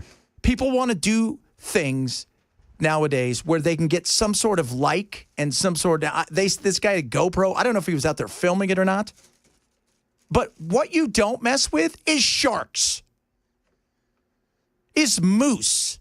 Have you ever seen a moose in real life? They are massive. They're huge. Terrifying. They're not Rocky and Bullwinkle. No. They do not like people. No. With their horns and everything, and by the way, those little antlers, they just don't fall off like it's no big deal. Those are some things.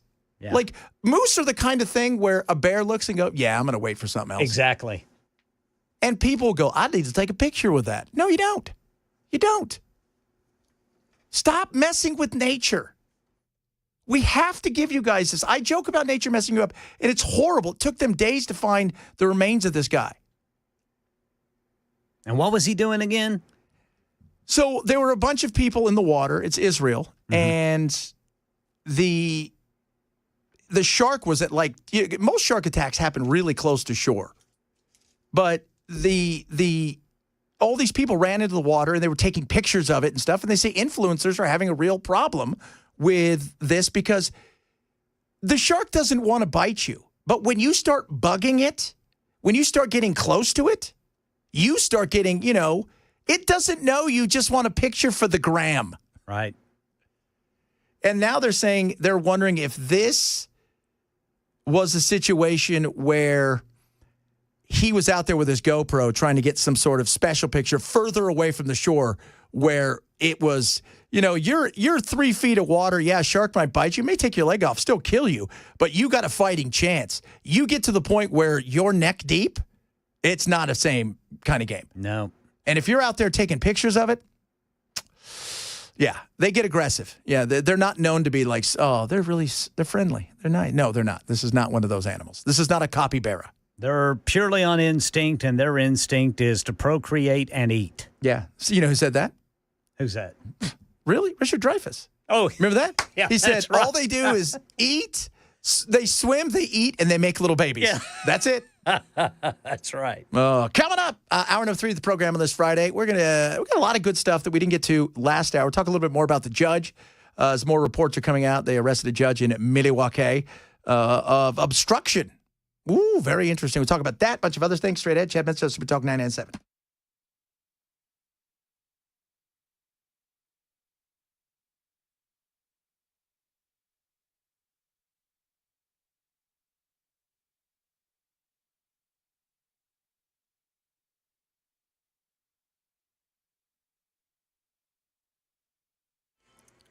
2 o'clock on the dot. I'm Ken Weaver with your top stories. We've got the full forecast coming up in 5 minutes. Tell you how long this off and on rain's going to last.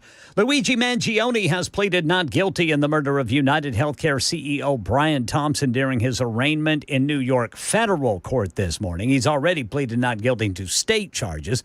Mangione was shackled at the ankles, wearing a beige jail outfit. Several rows of supporters looking on. He stood and said not guilty when Judge Margaret Garnett asked how he pleaded to the charges in the indictment. Murder through the use of a firearm, firearms offense, and 2 counts of stalking. Next hearing is set for December 5th, which will be a year and a day since Thompson's murder. The FBI has arrested a Milwaukee judge accused of trying to help a man evade immigration authorities. In a since-deleted post on X, the FBI director writing that Judge Hannah Dugan intentionally misdirected agents. Here's ABC News Justice reporter Alex Mallon. Judge Hannah Dugan did make her initial appearance this morning. She was charged with 2 federal crimes. That includes concealing a person from discovery and arrest, and the second count is obstruction of federal proceedings. She appeared, her attorney in that court proceeding said that, quote, Judge Dugan wholeheartedly protests the arrest, and the judge ended up actually ordering her released after that hearing. We expect that she will plead not guilty to those charges. Now, the FBI says Judge Dugan helped an illegal immigrant who was charged with battery and abuse before her to slip out of her courtroom through the jury door while directing ICE agents to another part of the courthouse. And a former judge in New Mexico and his wife have been arrested by the FBI. Former Doña Ana County Magistrate Judge Joel Cano resigned from his position in March. He's now been arrested along with his wife, accused of knowingly allowing members of a Venezuelan gang to live on their property. They were arrested by ICE agents on Thursday night. 3 Venezuelan nationals were arrested earlier this year on their property. They had allegedly been living in a guest house. The former judge is also accused of providing the men with guns, something he denies. Alex Stone, ABC News. On his way to Rome today for Pope Francis' funeral, President Trump asked to reflect on the Pope. Good man. He loved the world, actually, and he was just a good man. I met him twice. I thought he was a fantastic kind of a guy. And round 1 of the NFL draft happening last night in Green Bay. More set for tonight. Here's ABC's Ike Jaichi. The Tennessee Titans select Cameron Ward, quarterback, Miami. Cam Ward, the ACC Player of the Year from Miami, heading to Tennessee. The Titans hoping to capitalize on his dynamic arm. Back in the end zone, look at that throw! The Jacksonville Jaguars select Travis Hunter, wide receiver, defensive back from Colorado. Heisman Trophy winner Travis Hunter dancing his way into the 2nd overall pick. That's the latest news. Weather's next. I'm Ken Weaver, WTN News.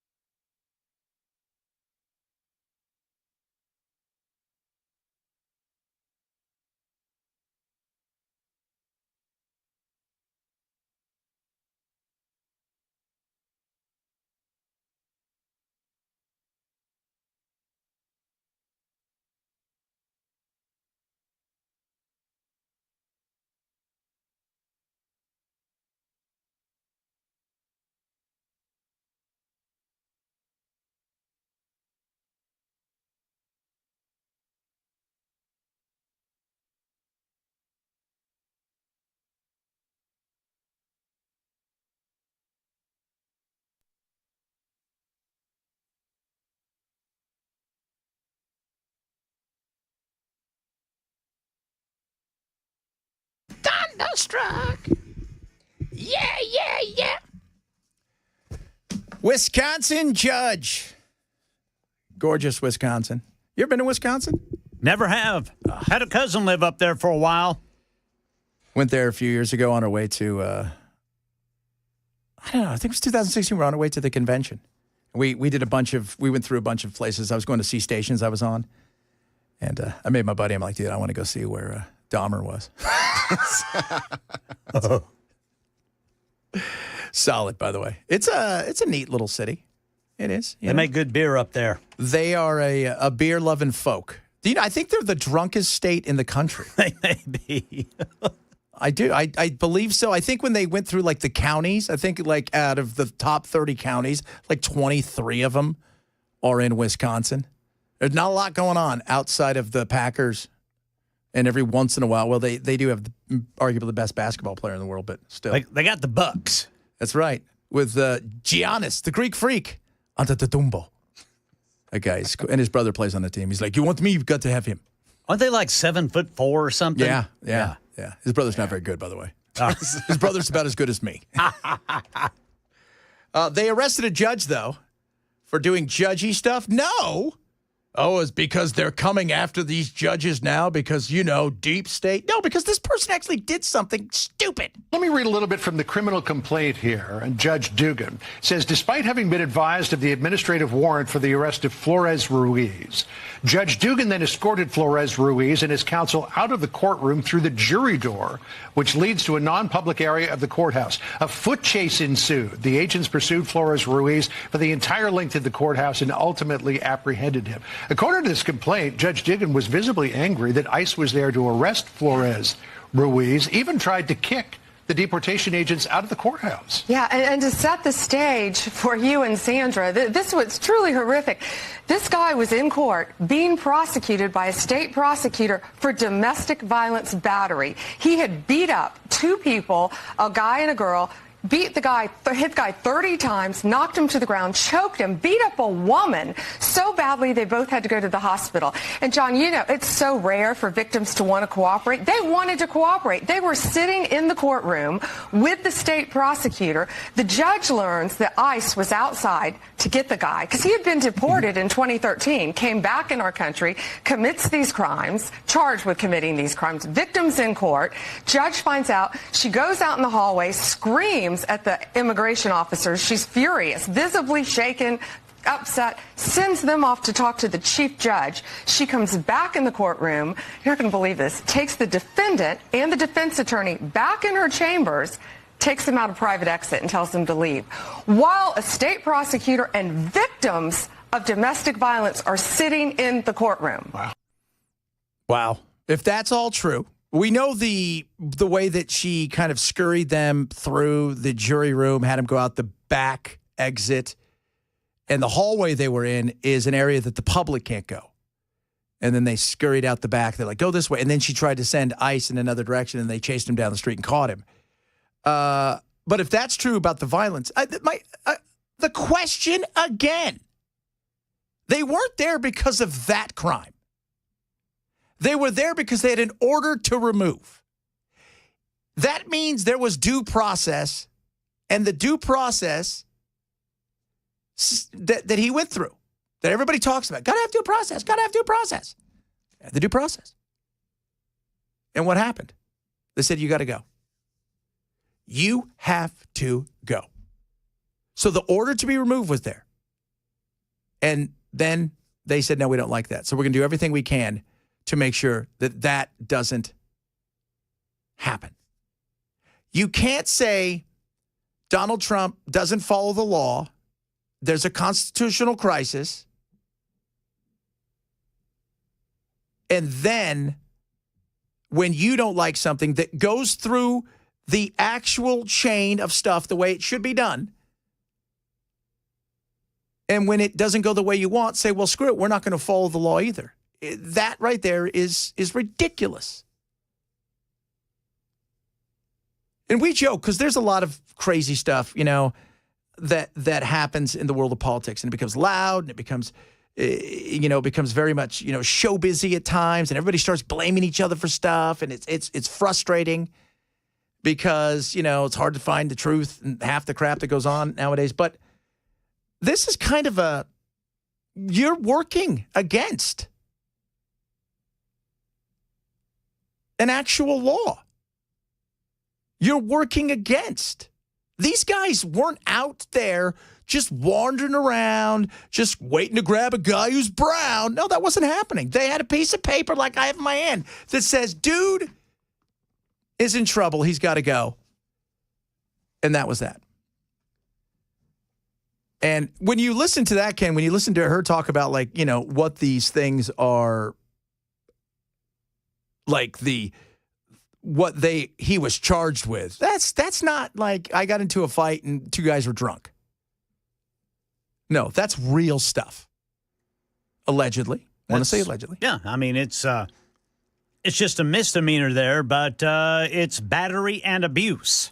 Well, it's Wisconsin. They drink a lot there. A lot of people are talking about Wisconsin, how drunk it is there.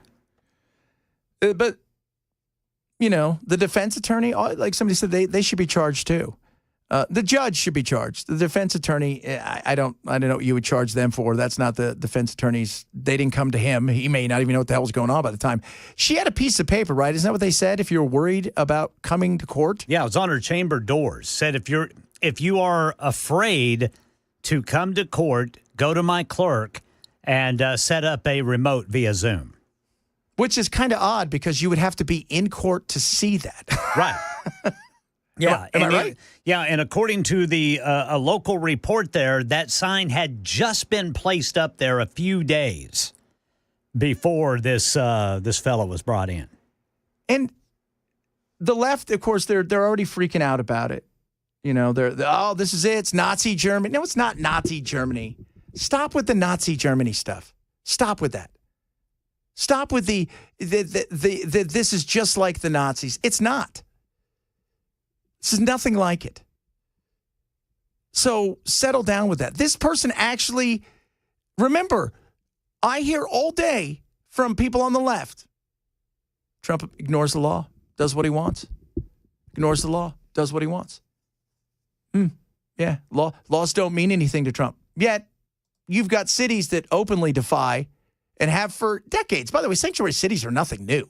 They're around forever. But you have now judges who aren't, this isn't like somebody who was hiding and they just grabbed them off the street. There was hey, I got a piece of paper that said you went through the system, you did and you failed. You failed your case, and now we got to remove you. And so, but this isn't about the guy. This is about the judge. She wants to be a social justice warrior. She's going to be already, I'm seeing, the praise by the left of her. And I'm sure those people that potentially were beaten up by him, they're probably not thrilled by this. They caught him. So they caught him, and so one of the charges deals with public safety too, because he ran outside of the courtroom. Right, and they had to chase him. Did they tase him, bro? I don't know if they tased him, but they got him. So, which is good. So, you did this because you don't like Trump and you want to be part of the resistance, because that's what it is. You feel like you're resisting something. When you go and look at the resistance back in the day, it was a little bit different than now, than a tweet battle that you might get into with your social justice warrior stuff. You go look at the resistance back in the day, World War II and stuff. You know what happens when they catch you? This judge, they would have just shot her on the spot. Different. Now she's going to get a GoFundMe and she's going to be on MSNBC every night with Rachel. Oh, I'm sorry. She only works Mondays for $25 million a year. God, that's a good job. Yeah, she's got it made. What you eating? Apples and cheese. Apples and cheese? Yeah. That's interesting. Are they sliced? Oh, yeah. Yeah, I can't bite into an apple. It's weird. No, it's like eating cardboard. It is. It is. I need them sliced. I'm like a 5-year-old. I need my crust cut. No, I don't. But I do like Uncrustables. So awesome. So incredible. I'm telling you guys right now. We talked about it yesterday. You brought up that Harvard study that was so fascinating. And a lot of people, we were talking last hour a bit about the economy and how that is the only thing that matters.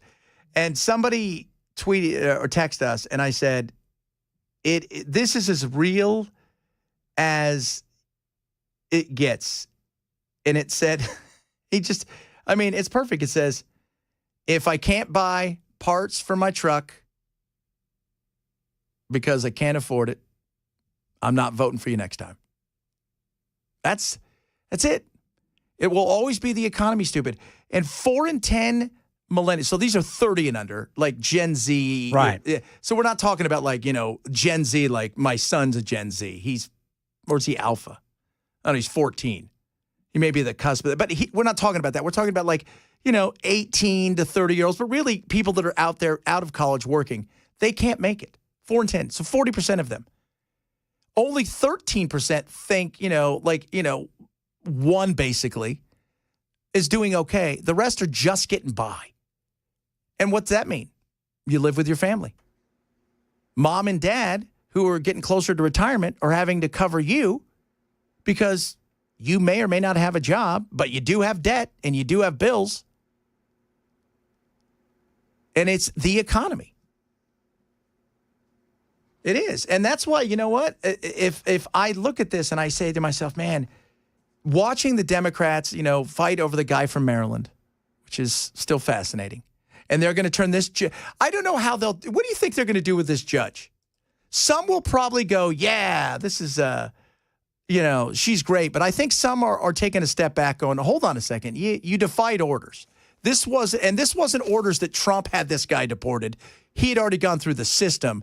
We can't tell everybody, you need to pay attention to this because Trump doesn't obey the system. And then when the system goes against you, that's not a good way to sell that. I think there's not going to be many people cheering for this the way they have in other ways. They're working on it. Is she out on bond? Yeah. Yeah. Judge let her go on her own recognizance. Probably knows her. Oh, I'm sure. She's probably at home now going, I've done it. Honey, I've done it. We've made it. She's on the phone with MSNBC. Oh, already, Rachel. Rachel's like, I love you. You're so good. Either that or those two chicks in Tulsa, Oklahoma. Oh, my God, were they the worst. They were so bad how much they hate white women and MAGA. Yeah. That was spectacular. Just those people were so crazy. And when they read, what's his name? Rahm Emanuel, when they just tore him up, I was like, wow, this is, talk about entitled. I love that. White women are the worst. You know what, ladies? We agree. Coming up, got some interesting stuff about gender, polls about that, as well as some other stuff, including something interesting. And Ken and I talk about this all the time, about news, about the frustration we have trying to find and put the pieces together for the actual stories and the stuff that we talk about, because I like delivering the truth. I don't like BS. You guys know that. You get mad at me at times because I'll call this administration and any administration out for not being honest. But he kind of tried to spin something, and I don't think it worked the way he thought it was going to. We'll talk about that as well. Old Mayor Pete, it is the Chad Benson Show. So we talk 997.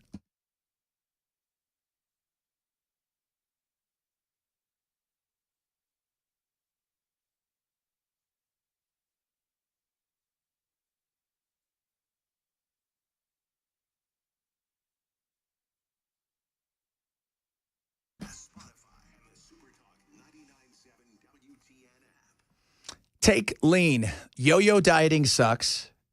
Get off the yo-yo, if you will. Take lean is awesome. It's natural. It's formulated by doctors and scientists, and I take it every day. There's no injections. There's no shots. There's no prescriptions. There's none of that stuff.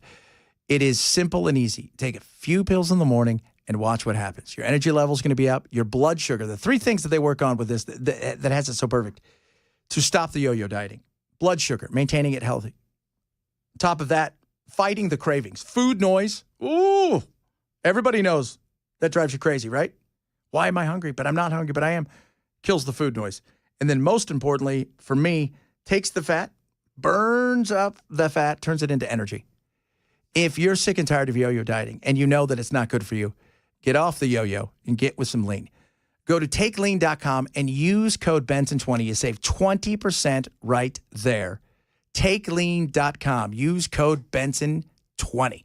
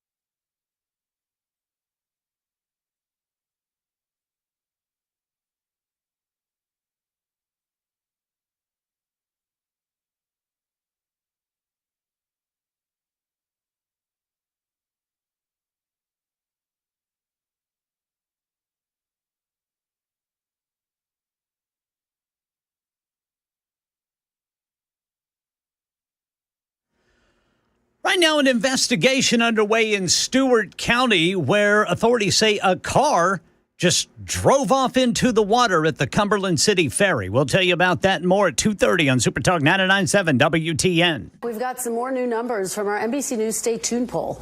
These numbers focus on Gen Z Americans, and they are highly critical of President Trump's handling of inflation. Among Americans aged 18 to 29, nearly 7 in 10 disapprove of Mr. Trump's handling of inflation and the cost of living. You nailed it. They really do have this negative view of inflation, of the cost of living, just simply about the price of things like eggs. The price of eggs came up, as it does with every generation. Also, I spoke with one young woman who says, I'm living at home with my parents because I can't pay for rent otherwise. And my friends who aren't wish that they had a safety net like I do. Who doesn't? I mean, that's what we were just talking about. It's the economy, but the safety net of parents. And as we're talking about the Harvard study, a different study than this, having so many young people, and not even young people, there are people that are in their 30s plus that are, back home with their parents. And not because their parents are sick. I understand that, right? You have to move in with your parents, or because, mom's not well, or they move. That's a different story than you're 33 and life's gotten away from you because, you got a degree that really wasn't worth it. And on top of all of that, you're not making any money or not enough money to keep up with it. And you're working 2 jobs. And you're just thinking, mom and dad, the quicker you guys go on, the better I get this house, right, Mom? When I was younger, and I'm sure you would, if you lived at home with your parents when you were 21, people were like, what's wrong with you, dude? You're never going to get a girlfriend that way. I was out at 18. Yeah, big time. Huge. But I understand the expense of it. And that's true. I was able to. at 18 because things didn't cost $1 jillion. No, this lady said something. My daughter, she says, she's 21 in June. She makes an okay living. She can't afford $1,500 a month apartment. Even with a roommate, prices go up to $2,000 because you need 2 beds. Yep. It's $1,000 a person. And she goes, my first apartment was $450 a month, and I'm 41. It wasn't like it was 50 years ago. And even the cost of housing, when you look at buying homes and how much, it used to be, what was it, like you would spend double your income on a house? Nowadays, you spend double your income. Where do you live? Nowhere. You can't afford to. It used to be, was it 1.5 times or 2 times your income? I think it was. That's where they wanted you. I can't remember. Nowadays, it is, if you make $100,000 a year, your hope is to get something that's 4 times your income, 5 times. I mean, whenever my wife and I were first married, we lived in a townhome we rented a townhome. I want to say it was about, 1,100, 1,200 square feet, and we paid like $600 a month for it. You can't do that now. You can't do $600 a month. Yeah. That was 94. $600 a month. Wow. Think about that. Yeah. With 2 raspberries. Had a couple of weenie dogs. Little Bentley Boo and Lady Clotilde. Oh, my God. That's awesome. 600. Nowadays, people, we want to go buy a dog now, you have to finance some of these dogs. Yes, you do. Isn't that crazy? It is nuts, man. A wiener dog will cost you $5,000 out there right now. Yes. Try getting a French bulldog. Oh, that's out of the question. Yeah, you got to hire somebody to go shoot somebody who's got one of the French bulldogs and brings it back to you, but it feels kind of weird because you got to. No, they're so damn expensive. Everything. You got to finance everything. And, man, the credit card, I'm telling you, the credit card is the next debt bomb. That's the thing, man. Record credit card debt in this country. Record. Somebody, Jason, he's going to rent. He said he'll rent his closet for $600 a month. Apartment lady here. Income, you have to have 3 times the income or 3 times the gross for apartments. There's 2 people that send that. Sorry about that. I said my daughter like it was a she, it was a he that said that. 2-bedroom, $1,650 back in the day. You'd probably get a good bet. You'd probably get a good size way back in the day, a decent size. And if you want, now it's like when I was in Southern California, Corona used to be the 909. That's the Riverside area. Like you're moving out towards that direction. It's like Orange County. That was like, that's where the poor white trash would go to feel like they had money. What's the only place they can go? Now a house there costs you $1.3 million. Yeah. Because I don't know how, eventually you figure you're going to price everybody out of the market. I mean, I joke. My mom pays like $2,300, $2,800 for her house. The guy who bought the house next door is paying $9,000 a month. Wow. For his home. I love my mom, and I love her home, but it ain't worth that. I'll tell you that right now. Yeah. It's insane. And, if we don't start building here in a serious way, it's going to get a lot worse. Dude, we moved here 10 years ago, and just initially we rented an apartment, and it's a 3-bedroom apartment. I can't remember how many square feet, but we paid under $1,000 a month for it. We checked that apartment just the other day. It's $1,500. Man. It's and then that complex, they raise the rent every year. Yeah. Over $100. Just keep going and going and going and going. And that's what they, because you can. And if you own a place, why wouldn't you? If you can get away with it. Yeah. You're going to, because eventually, they're thinking prices are starting to come down now, because what happens, eventually you price everybody out of the market and people stop. They're now moving further and further out. Oh, yes. Now it's becoming a commuter city. Yes. In a commuter area. So urban sprawl is going to move in a certain direction, but still, what's going to happen now? People who have houses way out there, buy a house far away or start looking to a place you can start to gentrify. Well, we looked for a place, because we can get a pretty good penny for what we have now. But in order to get into something, just a little bit bigger. They're wanting $50,000 for what we already have. Are you serious? Yes. Jeez. This place has exploded. Yeah. And they warned us about that whenever we first moved here 10 years ago. They said, you better get here now. Yeah. The best thing to do, guys, I'm giving you guys some advice. Start squatting. Coming up, some interesting stuff. More take on that Gen Z poll, this time about gender and some stuff that old Mayor Pete said that was fascinating. And I understand what he's saying, but no, he's wrong. And I can say that. And actually, I've met Mayor Pete on several occasions. I just want to say this. Really nice guy. And he didn't mind that he called him Mayor Pete, even though he's the secretary. It's the Chad Benson Show. Super Talk 99.7.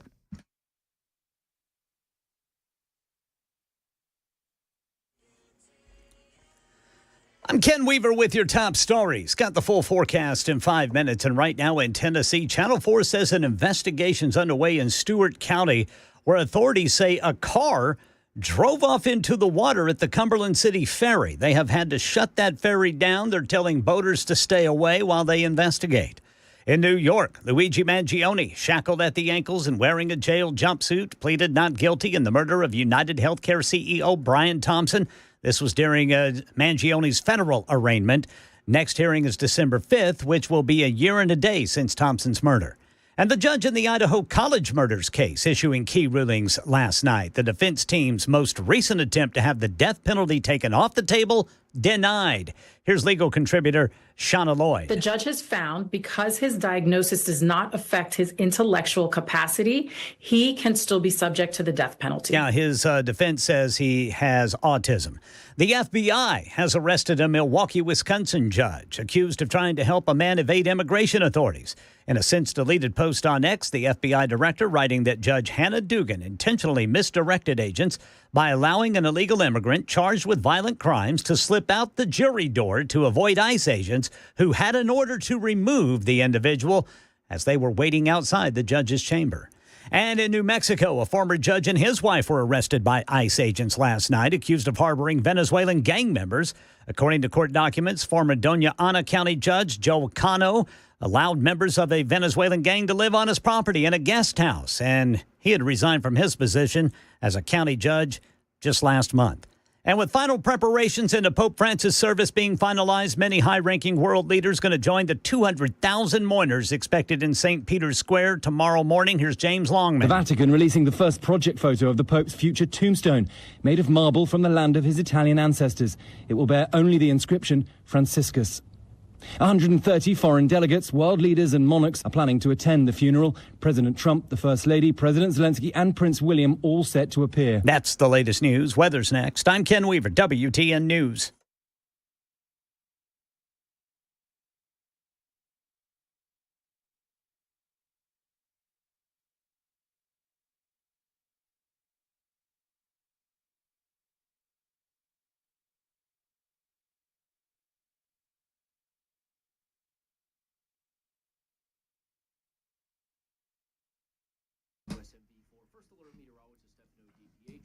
Showers and thunderstorms expected across the mid-state today. No severe threat that any storm can have a heavier downpour. We're in the 70s this afternoon. Tonight we fall down to the 60s and 50s. Tomorrow we'll have an isolated shower, but most of Saturday is dry. In the 70s, we'll get some sunshine back later in the day. Sunday, I still can't say no to an isolated shower. Most, if not the entire day, is dry. Mixing clouds and sun, also in the mid-70s. Then next week, we'll see temperatures back in the 80s.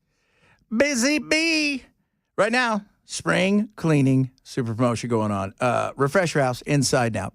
That's what you need to do. Call Busy Bee to schedule one of their new spring cleaned packages. So it's a cleaning package. You can choose the Spring Brings Easy, the Drain Detox, Toilet Tune-Up, or Wash Away Water Worry. Book now, and you're going to get entered in to win a free professional house cleaning. You're also going to make sure you're part of the Beehive Club. Call today. Set that up. 775-7833, 775-7833. Why you want to be a part of that club? Because, first of all, great opportunities to save money. But secondly, we all know, as I talked about yesterday, it's like, when does your plumbing go crazy? Well, Thanksgiving, and everybody's calling the plumber, and then you've got to wait, and nobody wants that because Uncle Tom did something in the bathroom. The other side of it, when does things start to go south with your AC and heater? When times suck. It's too hot or it's too cold. You don't want that. You want to be pushed to the front line, and that's what the Beehive Club will do for you when you join. Call them today. Join the Beehive Club, 775-7833, 775-7833, or visit busybhvac.com.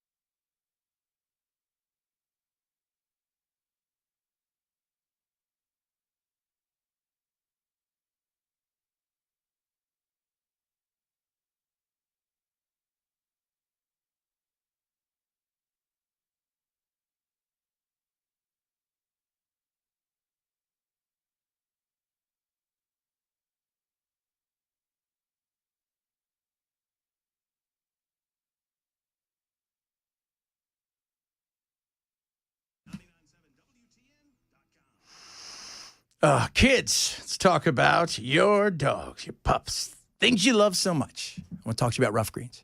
RUFFgreens.com/Chad. Use code Chad. They're going to get you out a Jumpstart trial bag, a $20 value, absolutely free. They ask you to cover the cost of shipping. It is a supplement you give your dog one time a day.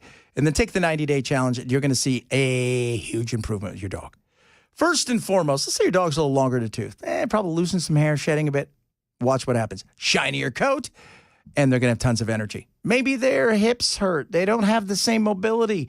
Watch what happens. Their joints are going to loosen up. It's going to feel a lot better. Live enzymes. That's on day 60. By day 90, immune system stronger. Heart health is stronger. They're just a whole new dog. It's like they reassemble themselves in a time machine. Try a Jumpstart trial bag of Rough Greens today. Take care of your animal the way I love to take care of mine. They're going to be healthy and happy, and you're going to love that. Plus, save you money off the vet bill. Go to roughgreens.com, RUFFgreens.com/Chad. Use my code Chad. Roughgreens.com, code Chad.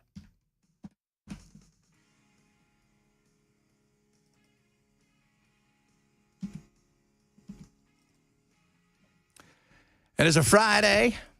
If I'm correct, Matt is at Lake. Matt, where's Matthews Lake? Where is he? I'm not sure which Ford lake it is. I'll check with good old Chris Weber. Tim's Ford Lake. Tim's Ford. It sounds like a place you buy a car. Come out to Tim's Ford Lake, Honda, Subaru, Nissan. It's funny that they don't sell Ford. Barbecue. So his broadcast. I hope he's fishing. That'd be nice. Well, that'd be great. What a great way to do a show. Yeah, it's a little rainy for it, but yeah, as I told him. I'm like, I hope there's no lighting. Oh, we'll be underneath something. I'm like, good luck with that, sir. Just struck him. Right on. Struck immediately. Don't tase me, God. Don't tase me, bro. Ladies, you don't want gender roles. And that's more and more evident. Hey, Mason, grab me a little sound here. I know you also had some fascinating numbers from Gen Z voters on traditional gender roles that broke down along gender lines. What did you find there? So what we asked in the poll was, do you believe that America would be stronger if women held traditional gender roles? And we gave the examples of homemaking or raising children at home. But look at the difference here in gender. On the strongly disagree end side of this, if America would be stronger, if women were essentially holding those roles within the household, 58% of young women strongly disagree. This is 18 to 29-year-olds. Wow. Well, they're going more and more liberal, and we no longer value parenting, but also they can't afford it. Very few people are in a position, what they call it, a trad wife. It used to just be a wife and a mom and the CEO of the house. Now they have to have a special thing.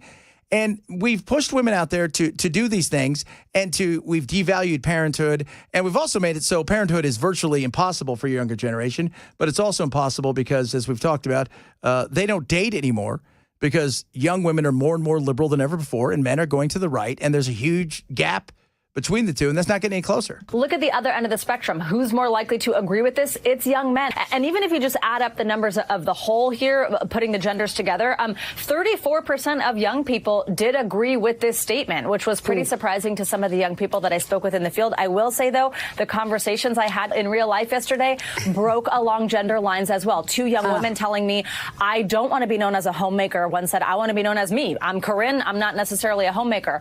Whereas a young man I spoke with named Jalen, he said he does believe that women holding those roles strengthens the family and therefore makes our children stronger later on. And makes our country stronger. And here's the thing. You when a woman speaks like that, you devalue what it is to be a mother. You devalue what it is to be the strength of the family. You make it seem like that is a throwaway. And it's not. It's not a throwaway. It's important. But I'm not surprised by this.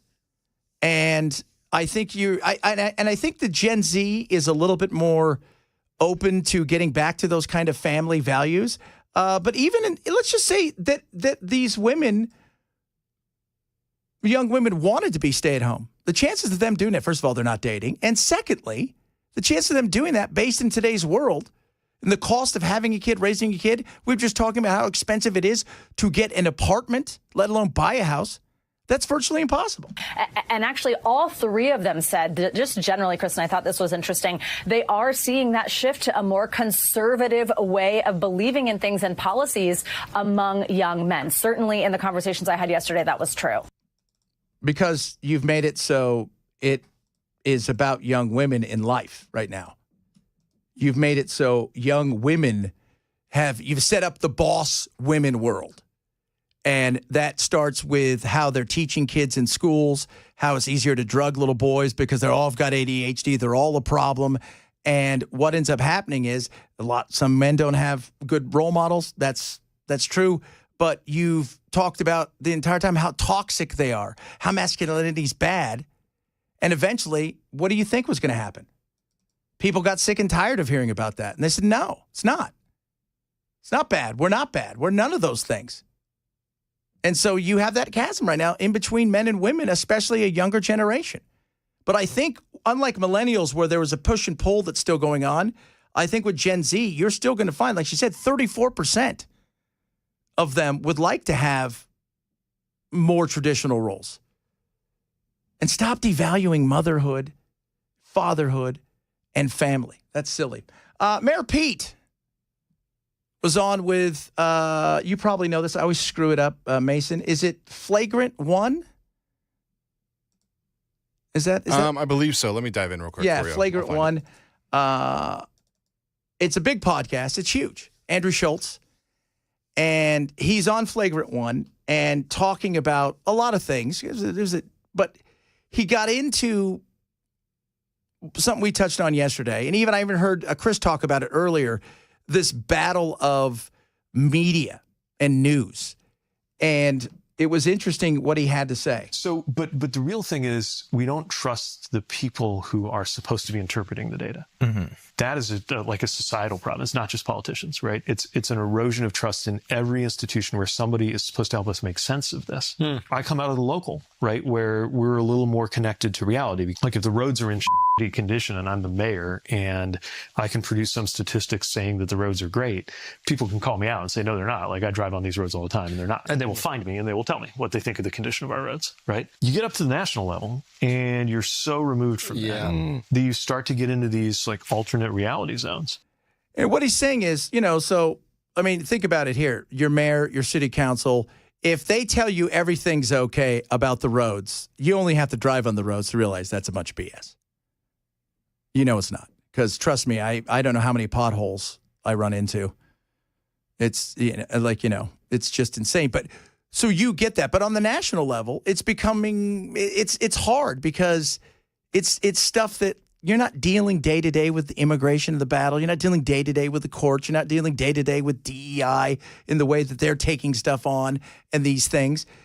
You're not. So they can play that kind of game of making stuff big, and it's hard to get the truth. And then you add to that the fragmentation of where people get their information, because there isn't the, famous example is Walter Cronkite, right? Like everybody in the 60s, like turns on Walter Cronkite. And it's not so much that he told people what to think. It's that he laid out a certain set of facts, certain set of things that happened. And everybody, they can argue over what it means, but they would generally agree on what just happened. And we don't even have that. Yeah, we're in the echo chambers, and the algorithms are just making those echo chambers more extreme. So the algorithms are even worse. And the echo chambers, that's so true. We try to break it here because I don't buy into echo chambers. I want you guys to challenge me, challenge your beliefs. Let's have conversations. And Ken and I talk about this on a daily basis, the frustration we have of finding out the actual story of the stories. What is this? How do you do it? You have to go to 8 different sites sometimes, and you've got to, even with ground news and a lot of these things out there, it's still tough because you've got to put it, and it's a puzzle. You want to get facts and data? Well, when somebody's giving you facts and data, you got to go check. Are your facts and data right? Are they real or are they not? I mean, the other problem I would say is we no longer have access to the editorial function, like a professional news organization. I used to get so mad at from the South Bend Tribune to the New York Times. There were times when I was so pissed over a story or framing or whatever. But I will say, if I actually found that they got something actually factually wrong and showed it, they would correct it. Like professional journalistic organizations have to do that. But if we're in a world where somebody weights like what some dude on the internet says the same as an organization where there are people who have to hold to journalistic standards, if that's the same, well, that dude on the internet doesn't have to issue a correction. He doesn't even have to reveal who he is. I think there's a lot of people looking at their feeds, and those two things seem equal. Except for somebody like the New York Times. They only give their side of the story. Sometimes they get it wrong, but what they do is they give you what they want you to see. By omission, they're not telling you the story. So they can issue an apology if they get something wrong, but by omission, they're not giving you everything you need. And I like truth. That's all that matters to me. If I get something wrong, and I'm a human being, right? That's it. But I want to know what the truth is. I don't care about right or left. I care about truth. If the data says this, and not everything is black and white, 100% one way, 100% another way, because we're human beings. But I want truth. And that's why it's so frustrating in today's world to find out what exactly truth looks like, because A, we feed into the algorithms, and we want affirmation, not information. And I'm telling you guys right now, you want to stop cloaking yourself in the identity of stuff. Be open to listen to everything, and you'd be surprised that you find out that a lot of what you believe under scrutiny stands the test. And we've got to be willing to call out all sides of stuff, which doesn't happen in today's world. It just doesn't. And that's frustrating too. Coming up, we're going to wrap up the show. Are we going to talk to Matt? Are we going to be able to chat with him? Is he scuba diving? How's this working? I think he's eager and waiting. Oh, this is going to be awesome. We're going to talk to Matt, who's at Tom Ford, Sea Island Lake, Subaru, Jeep, somewhere. Come down, get your weekend discount. That's right, yeah. He's selling boats today, so we'll be talking to him. He's at a lake. How exciting. Matt, straight ahead. Chad Benson, Super Talk 9 and 7.